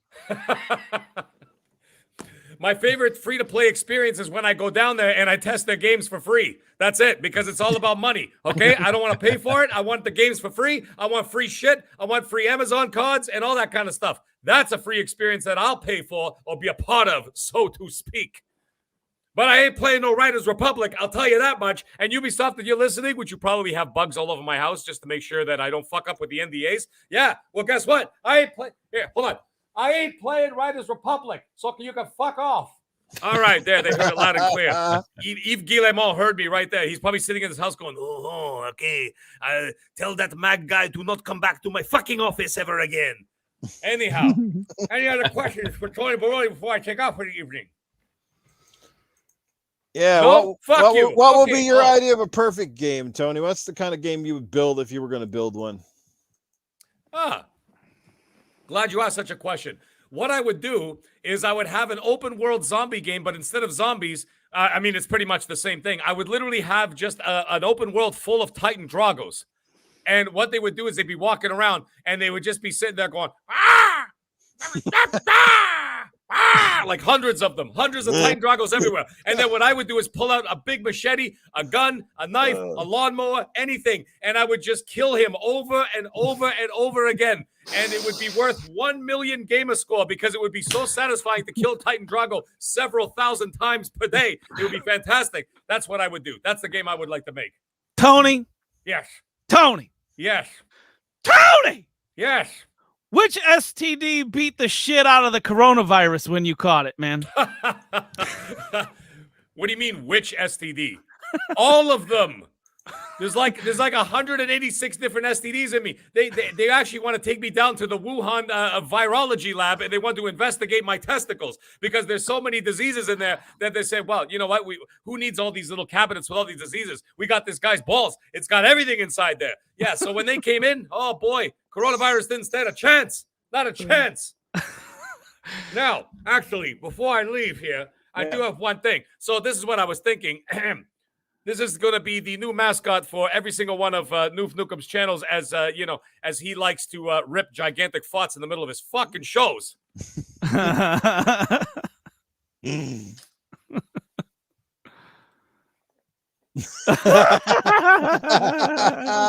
There you go, Noof Nookem. There you go. This is what I'm going to have to wear for every single fucking show from now on. I think you should too, and so should everybody else in the chat, because I think your farts are so bad that they can actually make their way through people's microphones and through their headphones and through their cell phones. It's unbelievable. That rusty chainsaw that you got for an ass has got to stop. It's unbelievable. But anyways, everybody from middle-aged Gabe Guy and, of course, from Tony Baloney, I'm signing off for the evening. Wait. Good night. Yes? Wait, Tony. It's getting really hot in this mask. Papa, well, if I could take the shit off, man, start felching or something. Fucking Papa Woody says, breaking news, Microsoft acquires Tony Baloney's pipe for 500 V-Bucks to Titan's Green Hot Tub OnlyFans page. What comment you got about that, man? Who the fuck said that? Papa Woody. Papa Woody, did you drop some fucking acid before the show, or maybe some you ate some shrooms? That was the most ridiculous comment I've ever heard in my entire life. I'm so angry I'm not even putting my sunglasses back on or my hat. From Joe Dunmore, $5, Yeah. Doof. Hey, Tony, I'm doing this ugly chick only when I drink. Now she wants me sober. What should I do? Now don't fuck this up, because this is Joe Dunmore. This is our friend, man. Don't fuck this fucking. Yeah, no doctor tonight. Doctor must be Doctor's 6 away. inches into a hole. Doctor is away. Yeah, 6 inches to a hole. Yeah, exactly right. I hope you heard that, doctor. First of all, your first mistake, Joe Dunmore, is getting sober. Getting sober is the worst idea in the history of the planet. Let me tell you something. First of all, there's an old country song. I don't listen to country, but I do know the song. Sorry, Mav. I know you're from that, that area where they do that kind of stuff. Not around here. Okay. Well, let me tell you something. There is a song called "Why Get Sober When You Gotta Get Drunk Again." Right. So makes a lot of sense to me. I think that your best option is to keep getting laid, because that's a good idea and it's really good for you and everything else. So, but you'll balance it out by always being drunk. Let me tell you something. You'll always be happy. Everything will make you laugh. You'll have regular sex, and you don't have to worry about what she looks like when you get sober, because you'll never get sober. I think it's a perfect idea. Stay drunk. Stay happy. That's what I have to say. And there you have it. Let us know what you think of that, Joe Dunmore. Let us know if that's possible Joe or not. Dunmore likes that advice because it's good. Oh, there you go. Tony Baloney live in the flesh. Awesome and on point as he always is. This has been a dynamite show. Sorry we couldn't get to everything, but we're already 22 minutes past the 10 mark. Well, that would be after 12 in the Eastern time zone. So it's getting late. I'm going to let these guys get out of here. As always, we'll see you back here again at this time and next week. Again, too bad that K Asante couldn't join us tonight, but we are honored and very pleased that Mav was able to jump in last moment and come in with some fantastic points and articulated thoughts for us. So let's start with our fantastic guest who has been very busy. Mav, let people know where they can catch your shows, Twitter, all that good stuff, my brother. Fun speculation on Twitter, fun speculation on YouTube, Xbox Ultimate Friday nights at 9 p.m. Eastern. And that's with the Magnificent Seven, where you're going to talk all things Xbox. We're probably going to talk a little bit about this Ubisoft stuff as well. Then, also, we have tomorrow night Fun Pop Podcast, which is our Marvel, DC, Star Wars, movie, TV show, and more show. That's going to be a great time. We're going to have lots to talk about. And then we also have a new show starting on this Saturday, October the 9th. It's called FSP, Fun Speculation Podcast. Mm-hmm. It's been a long time coming. We have an awesome panel assembled for that, including Phasma, Gaming Key, and Fuzzy Belvedere. So super excited to bring that show. It's going to be a lot of fun. It's going to cover all consoles and everything. Looking forward to being able to talk more than just Xbox on the gaming show on our channel. So it's going to be a lot of fun. So come and tune in Saturday at 6 p.m. Eastern. There you go. New show, but same awesome people. So make sure you go check it out. Speaking of awesome, this man right here. Yes, the man with the shiny nugget is the middle-aged gamer guy. Let people know where they can find you, brother. I know you're on some big name podcasts and making some fantastic Twitter content. Well, guys, it was a great show. Mav, it was an absolute pleasure to have you on, brother. I always love being on a show. You always got something smart to say, unlike the other panel member over there right above me. Anyhow, all seriousness, great show. Titan, Noof, you guys are the fucking best. You guys are family to me. Chat, you guys are family too, man. You guys are always amazing, so supportive, so awesome. You can follow me on Twitter at the Middle Aged Game Guy, of course. It's with a GY at the end. I'm sure you know by now. I will be check out this week at some point. I am filming something, promo spot for Gaming Beyond the Box. That should be really funny. I'm working with Husk on something over there. That should be hilarious. Yes, you can catch me here, obviously, every Tuesday night. Next week, Noof, I might as well tell you right here while I'm here. I'm away in Niagara Falls next week, so I will not be able to make the show. I won't be back until Friday. So it sucks. Yeah. So that means two of you won't be able to make it. What? Titan's not coming either? No, you and Tony Baloney. Oh, Tony. Oh, yeah. Tony will be in the casino in Niagara Falls. Yeah. I'll do my best Tony and Baloney impression. Mag will be with his family, and Tony will be at the casino doing his thing, drinking martinis. But anyways, obviously you can catch me here every Tuesday night, 10 p.m., except for next week. I'll be back in 2 weeks, folks. And then Monday nights, you can catch me with Mr. Boomstick XL and friends, 7 p.m. Monday nights, primetime gaming. Xbox Series X and PS5. I am the Mag, all capitals. You can find me there as well. Anyways, gentlemen, guests, panel, chat, you guys were amazing. Everybody have a great night, and we'll see you guys soon. And the big fart came in. I don't know if that one was real. I don't know. Oh yeah, baby, close this show. This is it. News got a shit. All right. Let's get over to our All right, I'll take it over, Noof. Don't worry about it. The man who brings the comment back to sense, Titan Drago. While you're shitting yourself over there and wiping your ass. So yeah, awesome show, everybody. It was great. And my so I got a winner for this week, and it's a new winner. So Dead Spec 2D, for health concern reasons, we all gotta be healthy, and Dead Spec 2D gives better advice for our health than Tony Baloney. So he said Maggie needs some magnesium. So we can all be a little more health. We can all pay a little bit more attention to our health and vitamins, etc. And for that reason, let's all be a little bit more like Dead Spec 2D and bring the common back to sense. You guys know where to find me, always in the gutter. It is Noof Nukem pretty much everywhere. When you can't find me with these fantastic gentlemen and our awesome guests, you will find me on Sunday morning with a Good Morning Xbox. That is at 9 a.m. Eastern, 7 Mountain Time. Look forward to seeing you there. As chat, you guys have absolutely rocked it. Thank you so much. And a big shout out to just everybody, guys. So much great content in the community lately. So many fantastic podcasts, a lot of great people. Like I said, can't wait for this Halo, man. At the end of the day, I'm pretty sure we're all excited because my God, it's going to be fun. And I can't wait to add that game to the community game night list for sure. I think we're going to be playing it for a long time to come. So I think Microsoft and 343 deserve a lot of credit. I feel bad for 343 because no matter how good this game is, they're always going to get that crap from a certain crowd because they're not Bungie, but they're doing a hell of a thing there, and they got a lot of pressure. But anyway, I'm going to end it there. We'll see you guys all again next week. Until then, you guys take care of yourselves. Appreciate all of the love, support, the super chats, all that stuff. You guys are fantastic. See you all on the next one. So take care, everybody.